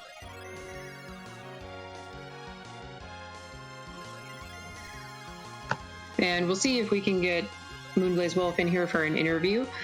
Meanwhile, we see both Dragus and bigdunka on the moon. rexxraul is going to give us a encore to music as he checks out what is at the bottom of Cave Magnus. And bigdunka is finding Golbez in the Bahamut spot. And we are joined by Moonblazewolf. GG, congratulations on your first place friend. Hey, thank you. GG, Moonblazewolf. So tell us, this was a pretty wide open seed. You had access to the underground. You found that magma key pretty early. You decided to nope out of Mount Ordeals, but then when you went back, you got that darkness crystal. What made you decide to go up to the moon instead of clearing out the rest of the underground? Well, thanks. I think for the most part, it just seemed like kind of a numbers game to me. I think at that point, I'm looking at my tracker now. I think I had 4 or 5 checks left on the overworld that I could do. And like one of them was the Sheila check, and I really wanted to wait on that till I had the pan anyway. and I was looking at what could be out there still, and it was the pan, both halves of Go Mode, Baron Key, and the Hook. And I already had Rat Tail, so I felt like at least a couple of those were probably on the moon, and I was just hoping to find at least one part of Go Mode when I went up there, and thankfully the move paid off. Yeah, it certainly did. You actually were our first runner to go and start to clear the moon. At least one or two other people had gone up and gotten the character on the moon, but then had come right back down and started, doing checks on the underground. So you were the first one to actually start doing the checks on the moon, because everybody else was kind of concentrated on clearing out the underground. So that definitely did pay off for you. Yeah, I think it sort of helped me a little bit that I did tower as early as I did, because getting that early, that crystal sword, when I sort of knew what was on Ordeals, made me want to go back there right away. When I first noped out of Ordeals, I was actually, I didn't have any Star Veils, so I knew I had to go back anyway. But I did have a curse string already, so I knew I could handle it as soon as it sort of seemed appropriate to do so. That you did. You're definitely you were the last person to go and get your crystal sword or your Cecil, but you're the first one to give him his crystal sword and go to the moon. How did you feel about the magma key location? Did you go and immediately into it after seeing Wyvern on Ordeals, or was there something else that convinced you to go looking around? Well, I knew it couldn't be on Ordeals because Wyvern can't. I knew Wyvern couldn't be blocking the only way underground, so then I went and did Baron in right away, which I actually got a little bit lucky about, because the Magus Sisters have a really weird script in that spot, and I don't think I would have been able to beat that fight without the funky script taking, kind of messing up their order. But as soon as I cleared Baron in and it was the Sand Ruby, I knew that it had to be behind Demist, so I just started checking for... I should put it this way. I didn't know it was going to be Magma Key, but I knew it was going to be Magma Key or Hook behind a Demist somewhere. And the only thing that felt a little weird about finding it at that first spot is the start with the cane, and then there was like a rune axe, like the very first item check, I think, in Baron. So it definitely felt like if someone had wanted to do early Demist checks, it would have paid off for them. But thankfully, I guess I was still far enough ahead or in line with where the other runners were, and it didn't cost me at all. Yeah, we did have a runner find the Magma Key very early, but chose not to go and dive straight to the underworld early, but instead clear a lot of the overworld before going underground. I think you actually went underground before them, to be honest.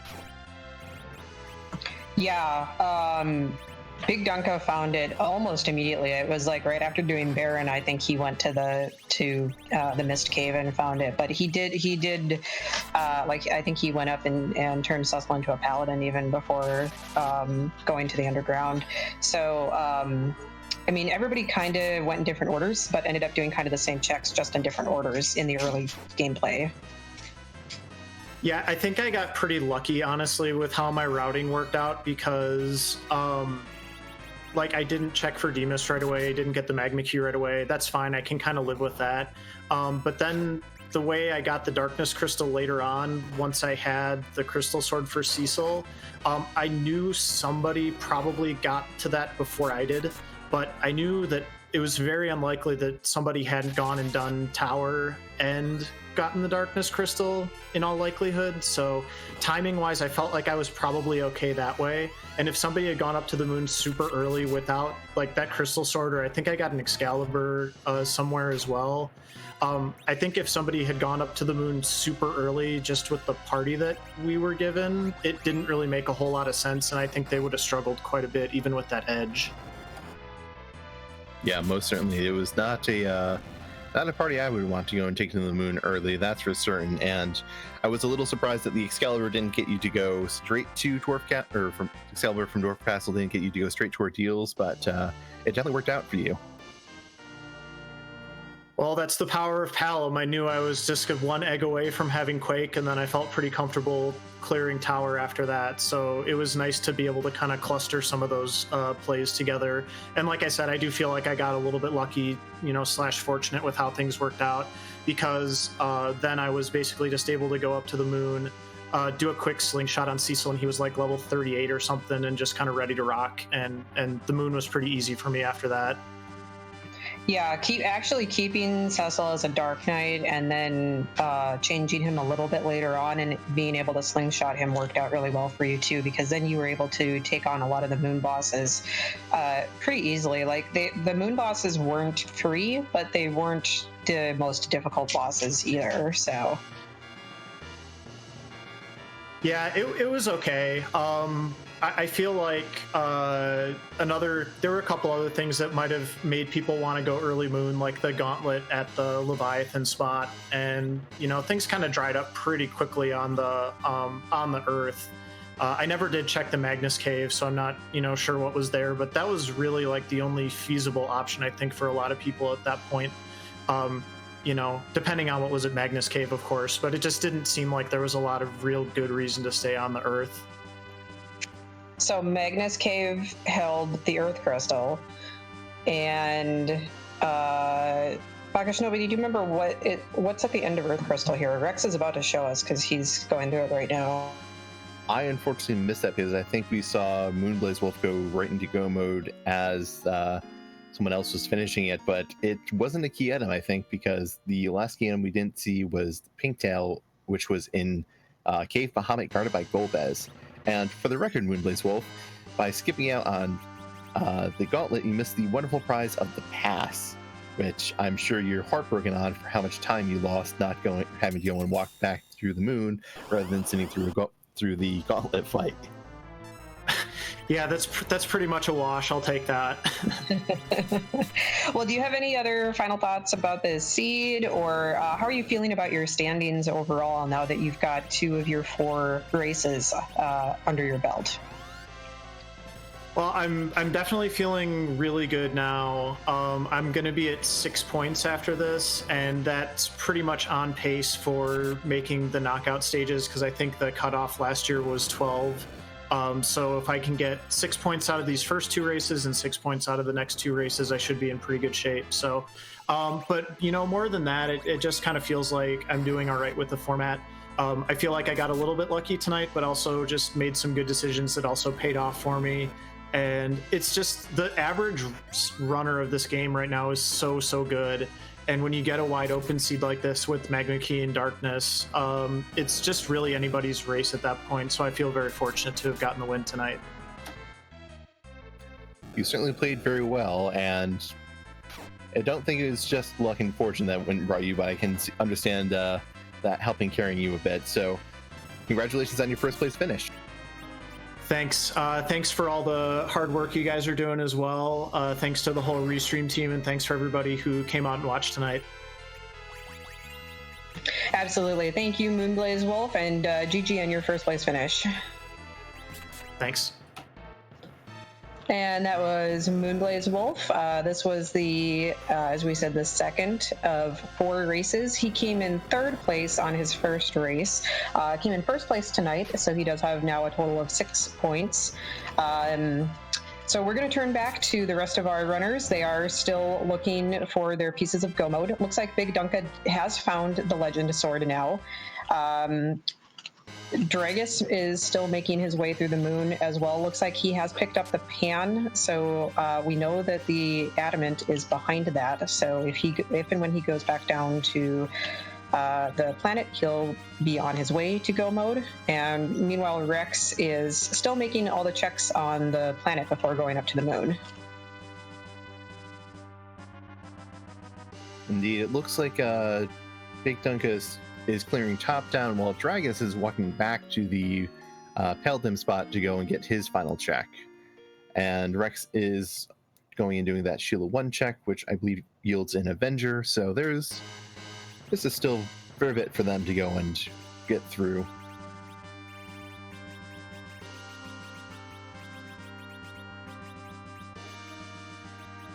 Yeah, definitely anybody's race here to take second. It just depends on what order everybody does the rest of their checks in here. Rex and Bigdunka having the pass does give them a little bit of an edge, so that they don't have to walk all the way back down through the lunar subterrane once they do forge their crystal. Yeah, that will definitely be an advantage for them. And thank you to moonblazewolf for raiding with his party of 4. Welcome to all the people from moonblazewolf Seed. As you can see, the rest of the runners are making their way through the seed and getting closer to the finish. Rexxraul is now going and taking his first trip up to the moon now. He will find, I think it's his first trip, unless he has an edge, in which case it's his second trip. Yeah, I think that Rex has pretty much exhausted all of his checks that he can make on the blue planet.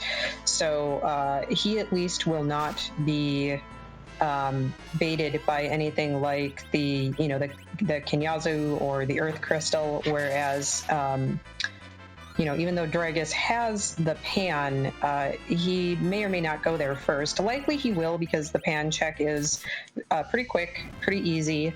But it's possible that, once he goes back to the planet, he will decide to do something else that he hasn't checked first before going to the pan. Yeah, though he may beeline that pan because I think he already checked anything else on Earth he can, so that's not going to go and give anything. And the hook we know is behind Sylphs, and he might go and turn in that rat tail and pink tail that's sitting in his inventory before he talks to Sheila the second time.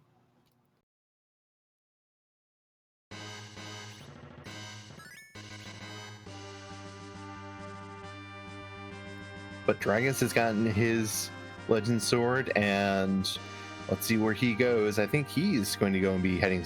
He is traveling to Cave Bahamut, I think. He hasn't gone and cleared that, so he is going to take that very ugly Golbez fight and go from there, unless he resets out. Meanwhile, Bigdunka is... Oh, go ahead. I'm sorry. I was just saying Bigdunka is going to the Ogopogo spot to fight Bahamut, and seeing the fight there, probably not going to have any serious issues. He did seem to leave his Avenger on Cecil, so might not have intended to do that, but is not really going to be seriously punished for it. This Bahamut, it looks like he's also darting with his edge, so this Bahamut shouldn't be too much trouble. Dragus pausing a little bit upon seeing this Golbez. You said just a moment ago, Baka, that he might reset out of this. I wouldn't actually blame him for doing that. This is a long fight. Got a lot of cutscenes in it. Pretty annoying fight. So it looks like he is going to try it, though. Yeah, and that's something that... Golbez, why are you so chatty? Why do you have to talk so much? Why do you have to summon an annoying dragon that kills 3 of our party members?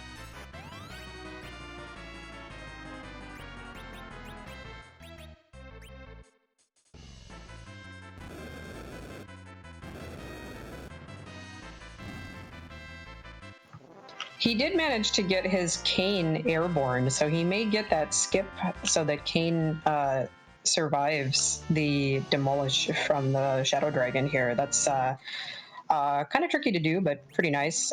Gives you an extra character to work with during the actual fight itself. Yeah, it's definitely it's some very precise timing in there, where after Golbez paralyzes you and until he finishes eating parts of your party, I don't think you actually get any more turns until that point, which is why this works. So Kane can just be temporarily stranded in the air and dodge those dodge the feeding session from the Shadow Dragon.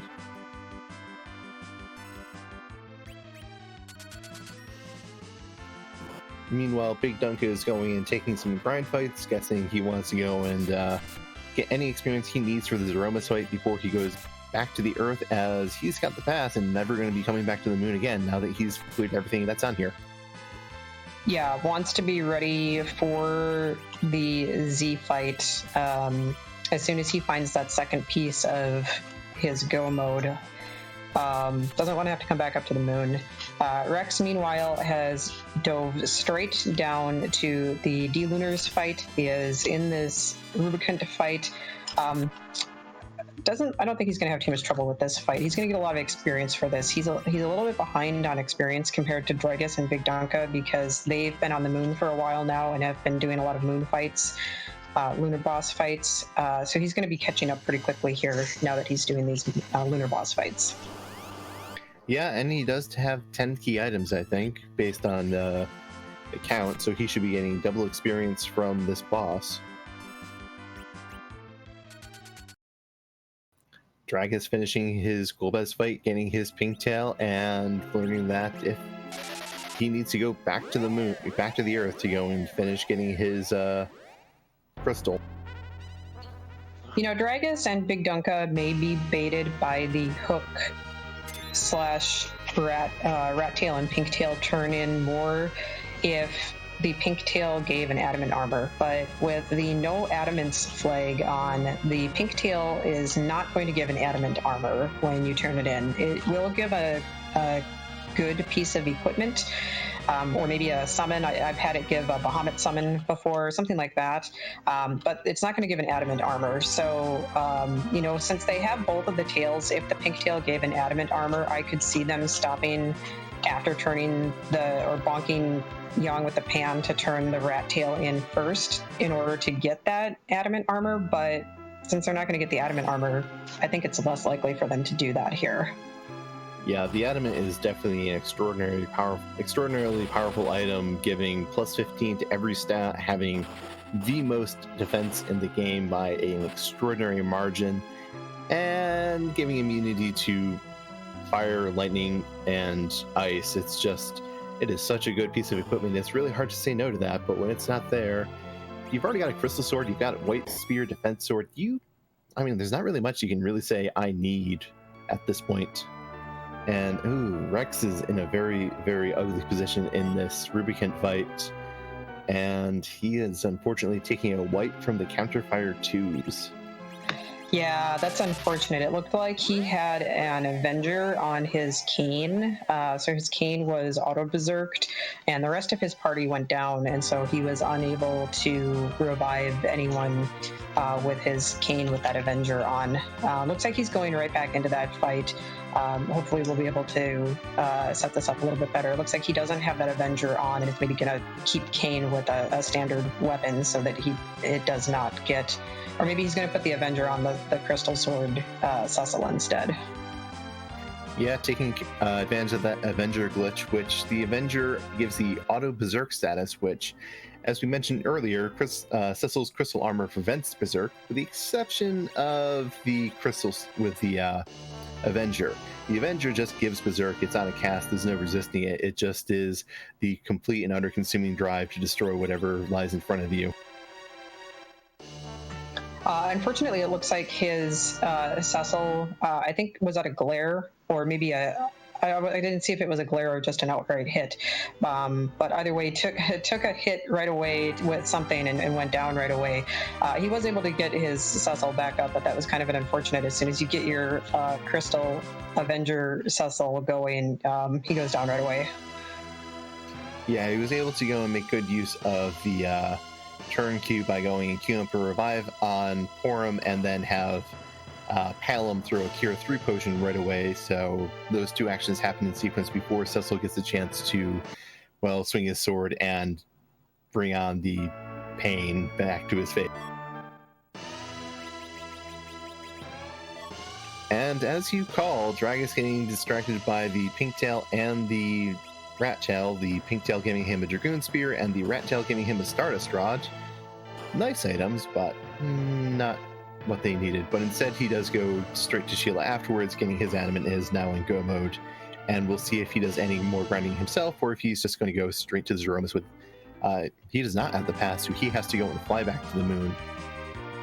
Yeah, so he has the option of grinding possibly on eggs when he goes back down to the underground to forge the crystal, or if he wants to grind on dragons on the moon, he can do that during his walk back down through the lunar subterrane, if he needs to grind at all. I'm not sure if he even needs to. Yeah, it's definitely a question of how safe you want to be. It's I'm sure it's weighing on every runner's mind. I've seen this done more than 20 minutes ago. When's the next one coming? I have to go. I don't know if this is going to encourage people to go at lower levels than they're comfortable, or if they're just going to say, I don't think I'm going to take C, I have to go and get these levels.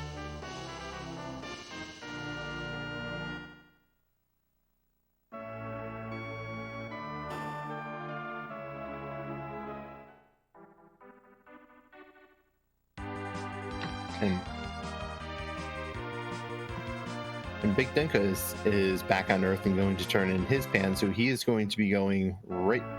He's going to go get that, turn it in, and we'll be getting his adamant shortly. rexxraul getting through the Rubicant fight in Ribbon Spot, being rewarded with a package, and going back to heal up after that fight. Yeah, it's the spot next door, I believe, that has the pan, which Rex will probably be going to next. So that will be half of go mode. And then I think that the Legend Sword was down at the Ogopogo spot. Although he, of course, doesn't know that. So we'll see how much more of the moon he decides to clear. Yeah, Legend Sword was at Peldim spot, so you have to go all the way back up to the top. So that's a bit far away from Rex's current location. Yes. Moonblaze did fight the Bahamut in Ogopogo spot and reset out, and I don't remember what the reward from that was. I think it was a weapon for Kane. It might have been another Dragoon Spear. Which, yeah, that's, again, nice weapon, but if you have a defense sword and a white spear, you don't really need it. Dragus is stopping in Troya. I don't see the pass on his marker, but maybe he got through the gauntlet, or maybe he's forgotten that he doesn't have that pass, thinking that I've cleared almost everything on the siege, surely I have the pass in my inventory. That's not uncommon to do. I've certainly done that myself, where I will go straight to Troya and be like, yeah, I'm going to the Z fight, and then you're like, wait, do I have the pass? Yeah, checking his inventory, going barmaid in the pub, but realizing he doesn't actually have the pass and exiting out here, going to have to go back up to the moon to walk through the lunar subterrane to get to his Zeromus fight. Indeed, and bigdunka is taking a detour to Hobbs to pick up the Edward he did not pick up previously. I'm guessing he wants a fresh anchor for this fight, and choosing to give up Edge, who doesn't have any particularly good weapons. I don't think we saw any of his wonderful Masamunes or Murasames this season. Yeah, this is not a bad play. He probably saw, I think that he was the one who saw this Edward really early on and just noped right out of this fight. Probably had this play in mind for the entire seed to just leave this Edward alone, come back here at the very end, pick him up, and use him as an anchor after doing all of his grinding and finding his crystal. Yep, and making good use of that curse ring, though Edward does gain a lot of agility very quickly, so he's not guaranteed to be a great anchor even after just being level 17. He could go and be a bit, he can still be a bit too fast even at those low levels.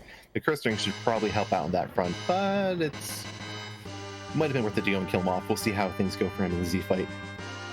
And Dragus is going and taking his walk to the core. I would call it a walk of shame, but I don't know if there's any shame in saying no to the gauntlet and the seed. Rex, meanwhile, got the pan and is noping out of the rest of Moon. He might think that all of Go mode is behind Sheila. He's going to be partially rewarded here, but he missed the Legend Sword that is still up on the moon.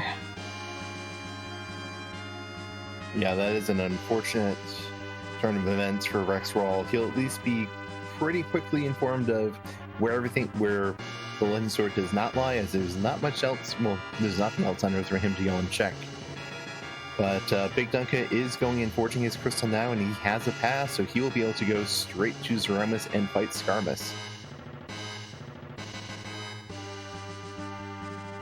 Yeah, this is going to be pretty tight between Dragus and Dunka. Dunka is a little bit behind here getting the crystal, but does have the pass, so we'll be making up time there.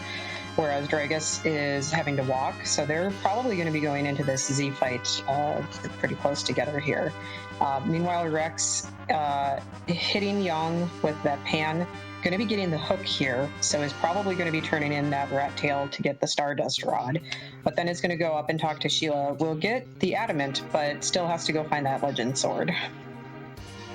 Yep, he'll be taking a few trips to the moon now.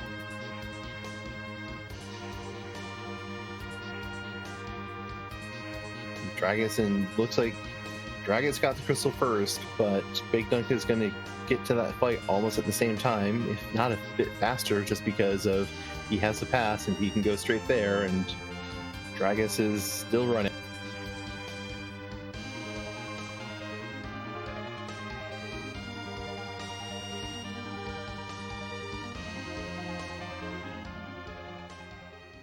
Bigdunka took an extra moment to use a gold apple on one of his characters, so he's going up to the moon now. Dragus is triggering the fight just moments before Bigdunka does here. That said, Bigdunka does have that cursed ring low-level Edward, so he might have an extraordinarily fast Crystal Sword Cecil swing and doing a ton of damage very quickly to Zeromus.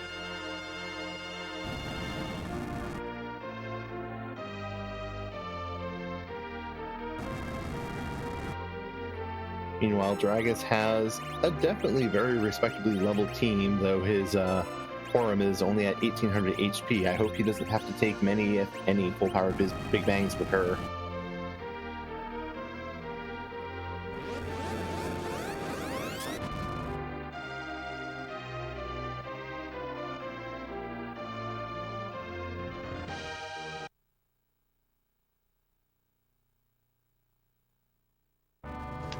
Both of them triggering the crystal now, turning Zeromus into the true form that he is tonight, which is our Scaramus.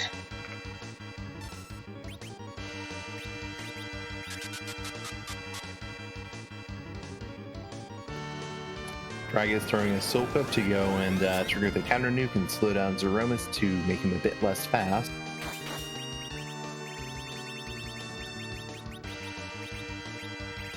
Meanwhile, Bigdunka is just... Cecil is throwing him, and Bigdunka is hard casting slow. It's not that bad for him because while Soap Ups will give 2 applications of slow, giving the maximum delay to the enemies, at relative agility 1, slow's not really going to do much no matter what, so just getting a counter nuke is more important than anything. Yeah, the Soap Up is definitely helpful. Getting the nerf on the first Big Bang, I think, is probably just as, if not more important here, so that your Porum doesn't die. Both of these runners look like their Porums are a little bit low on hit points, so nerfing that Big Bang so that she survives this first Big Bang and keeps your party alive, gets them all berserked up. To get the damage output as fast as possible is the most important thing here. Oh yeah, Forum is not going to go, and you really don't want to go and get Big Bangs, and Dragus is throwing out a direct cast nuke on Scaramus.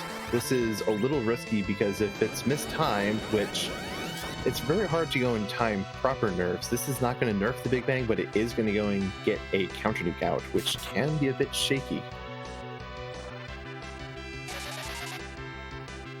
Meanwhile, Bigdunka is just laying on the damage, and I think Dragus didn't get a counter nuke because, as I mentioned earlier, there's a point of damage in Zeromus' script where there's a refill, and if he refills his HP when he's supposed to counter nuke, he just refills his HP. I don't know if he actually timed that correctly or if that was just lucky, but either way, that was a good timing on his part. Some days it's better to be lucky than good, and Bigdunka is not lucky. Form goes down to a Big Bang, and it is just his Berserk fighters. Dragus also not getting lucky because he got a nuke right on Form, but Bigdunka's in medio phase, his fighters have hit points, and he is done. Bigdunka finishes in second place with the official SRL time of 1 hour, 47 minutes, and 4 seconds. GG to Bigdunka for coming in second place. That was a very, very close finish between him and Dragus here. Oh yes, very well done by him. That is definitely that. I don't know if he knows how much of a nail biter finishes that was, but he might go in to see that very shortly.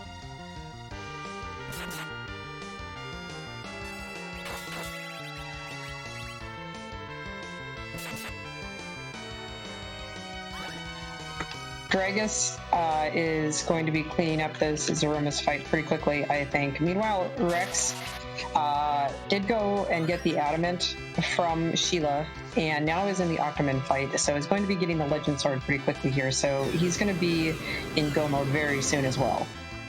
Indeed, he's getting to the end, and Dragus is seeing rocks falling now, so he's definitely close to the end. Rex he's going to go and have his Legend Sword right now, it seems.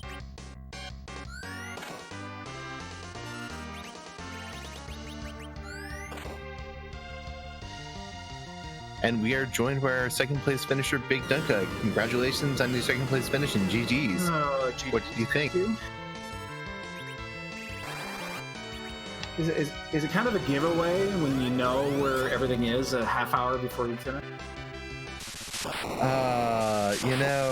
You did unfortunately go and... Did you see everything this seed? Oh yeah, I 17'd it, absolutely. The only place I didn't go is Adamant Cave. But when Moonblaze finished when he did, you knew it was on the moon, so... Yeah, that was definitely a very, very fast finish from Moonblaze. He went moon pretty quickly, ignoring a lot of spots on Earth. How do you feel about this seed? I'm torn on it. Honestly, I was actually kind of happy when I was seeing a whole bunch of... the early Magma Key was great, obviously from the demist. The early Dark Crystal was threw everything off because I just didn't know which way to go with that. But I kind of figured at that point, if it was gonna be on the moon, I'm just gonna do everything else. So, and go that way. Yeah, it was a wide open seed with that early Magma Key. You were the first of our runners to find that Magma Key, and then with that Darkness Crystal following up very quickly there. We did see quite a bit of divergence. Most people did go to the underground pretty quickly. As everybody started going to the moon, then we started seeing the go mode start to come out from everybody as well. Yeah, that was one of those at that point. I had to avoid the moon at all costs at that point, because if it was, I was praying it was going to be split, just to hope, because I knew somebody was going to go to the moon very early. So you just kind of had hope for that. Honestly, my favorite part of that entire seed was I knew about an hour in when I accidentally, well, it was really early when I was thinking about not picking up that cane at Sand Ruby. And as soon as I picked him up, I was trying to think when I saved last so that I could reset, because I was going to use Kane as my anchor. And then I knew that I was going to pick up that Eddie at the end, because with that group, with that equipment, that fight was going to go real fast.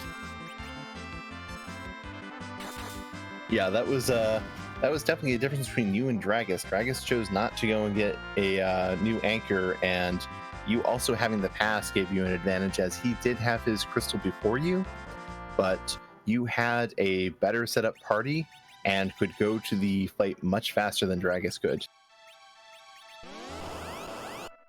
Yeah, well, again, when you check everything, I guess, yeah, there are some benefits. I don't remember where the pass was. Wasn't it? It was in Feymarch, wasn't it? It was on Gauntlet. It was, in fact, behind Gauntlet. Yeah, that was almost a wash.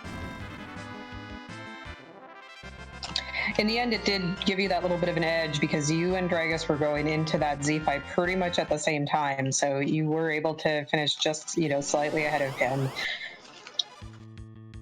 Yep, it was I'm not going to say it was a fun scene, but it was interesting.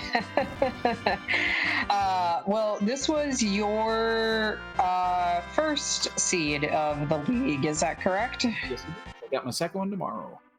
All right. Well, you must be feeling pretty good coming in second so far for your first seed. Do you have anything else to say, or how are you feeling overall about the league in general? It's gonna be a lot tougher this year than it was last year. The competition is stiff. So, tomorrow's gonna be a super tough one. That's a tough group. So I'll probably be taking a few gambles here and there and seeing something hits. So we'll see. But yeah, no, it's going to be a good league. Well, GG on your second place finish, and thank you so much for running for us and being part of the league. Great, thank you. Appreciate it, and have a great night. You too. And I think that we are joined as well now by Dragus. Hello. GG on your third place finish. Thank you. How did you feel about that seed? That Zeromus fight seemed a little scary at some point. I wasn't too worried about the Zeromus fight until the end. Yeah, that scary Big Bang coming out definitely didn't help you much, it seems. Yeah. Do you have any other any thoughts on the early game with the French vanilla start with Kane and Cecil getting a Runex early, but having some oddness and trolliness in the overworld? I think I got through it better than I expected to some extent.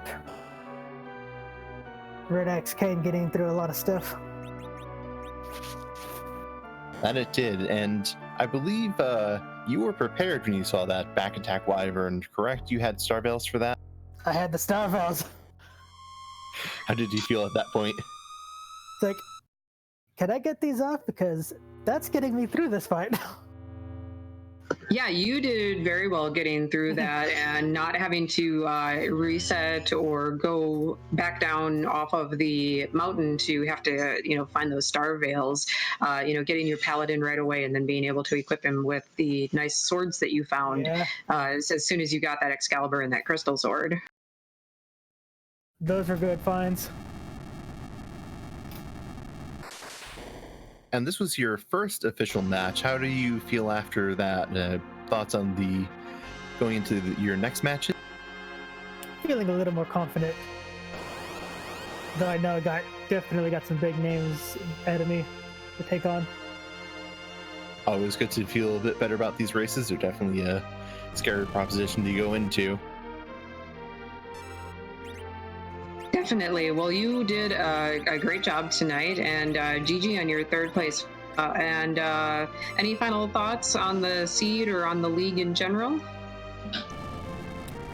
The seed, I think going to the moon was the best thing to do if you had your grind set up. Moon was definitely hard early because you really didn't have any great weapons until you cleared out a fair amount of the underground, with your best weapon being a rune axe and a poison axe for a while. Yeah, I got out of that line. I'm like, there's gotta be underground access. I should find that because this dragon was hiding it. Yes, that was most certainly a fun little Scalakitty troll. Been seeing that more lately in these seeds. This dragon does like to go and cause some level of problems, as it did in that qualifier where it held the darkness crystal in its vanilla location as well. Yeah. I think I'm gonna say I found it in that qualifier early. At least it was magma seed and not magma key and not hook. Very true. That's definitely something that would have gone and caused a fair bit more trouble and been a even more sour to. Alright. Right. Congratulations on your third place finish. Have a nice evening. And that was Dragus. GG to him on coming in third place. And it looks like rexxraul now has found all the pieces to the crystal and has forged his crystal and is in the Zeromus fight. And we're gonna cheer him on to the finish here. It looks like he's got did a little bit more grinding and has got a pretty good setup. Has got his Berserker Crystal Sword, Avenger Cecil going, and 2 canes, as well as an Anchor Palom in the center and his Porum on healing duty here. So I don't think he's gonna have too much trouble with this fight. No, and throwing up a Star Veil on his Porum, probably to go and throw out some extra spells, get some extra damage out. This is probably going to be pretty quick for him as well.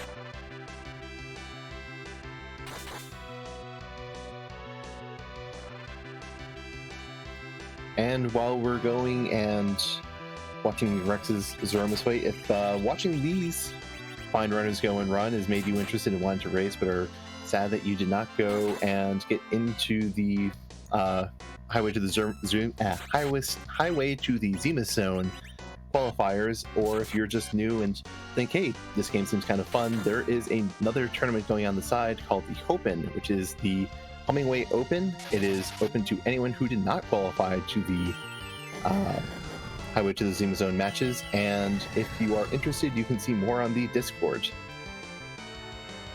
Yeah, absolutely. Signups are currently open, and the Hummingway Open actually begins in mid-August.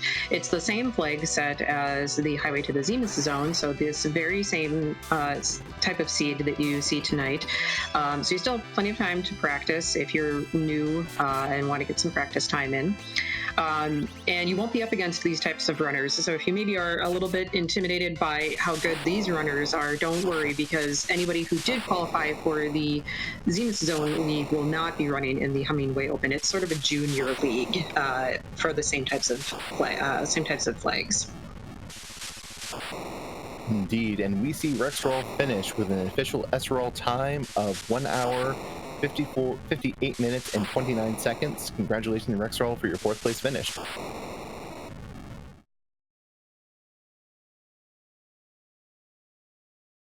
Indeed, GG to all of our runners. We'll see if we can get Rex in here for a quick interview. Yeah, this is definitely... It wasn't the worst seed. It definitely gave you the equipment to deal with it, but some spots were definitely not kind. That wyvern in the back attack spot in Ordeals is not a very fun thing to go through, and when you need to do that to get Cecil online, that can be a bit troubling. That, and also just being as open of a seed as it is can sometimes throw runners off. Having that early access to both the underground and the moon gives a lot of options, and sometimes rando's gonna rando. You know, sometimes you make the right plays, sometimes you play really well, but you just go to the wrong spots. Yeah, it's definitely not easy to go and win any of these. You can be very good at this, but you can go to the wrong spots and just not be rewarded for it. So that's... And I see we are joined by rexxraul. Congratulations on your finish. How did you feel about that season? Well, at least my computer didn't crash, so this 4th place finish I earned all on my own. So It's still a hard matchup, and it's definitely a bit trolly with the moon holding everything. It's one of those things where it's not uncommon for the moon to hold nothing, for the earth to have everything, so it's not the wrong call to go and clear out the earth.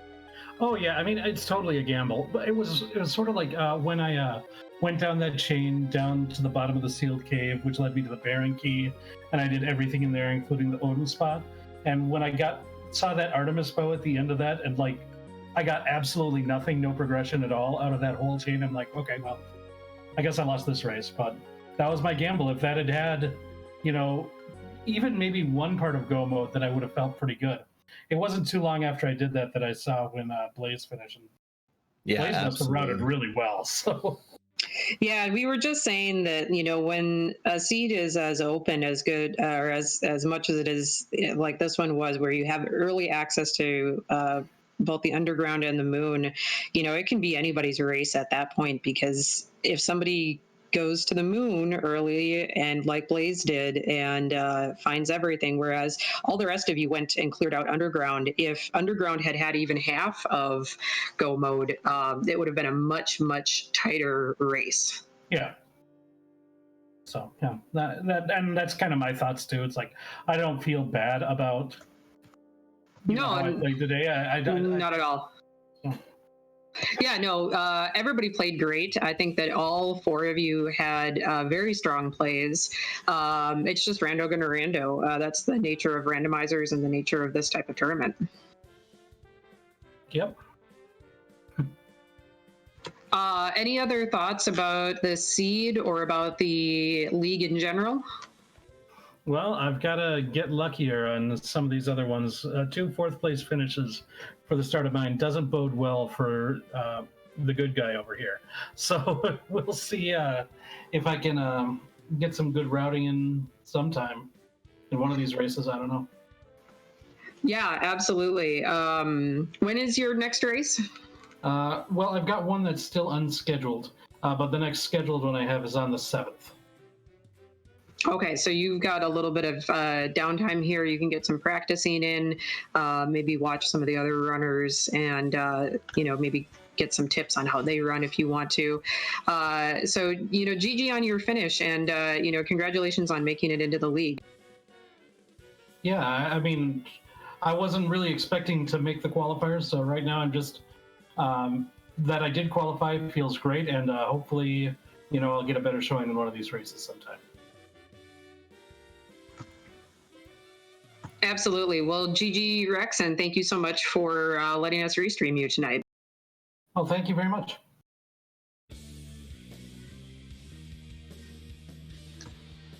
And we want to give a shout out again to our wonderful Restream team for allowing us to have these races. We've got Scala Kitty tonight on restreaming duty, and Iker was doing the tracking tonight. And of course, my co-commentator, Baka Shinobi. Thank you so much for commentating with me tonight. Thank you very much for commentating with me as well. This has definitely been a blast and a great fun. I hope everyone had a great time. Yeah, and thank you to everyone who puts together the league and who volunteers their time to make these races happen. Without all of our volunteers and our admin team, we wouldn't be able to have the league or to restream these races. So shout outs to everybody who volunteers their time and efforts to make this happen.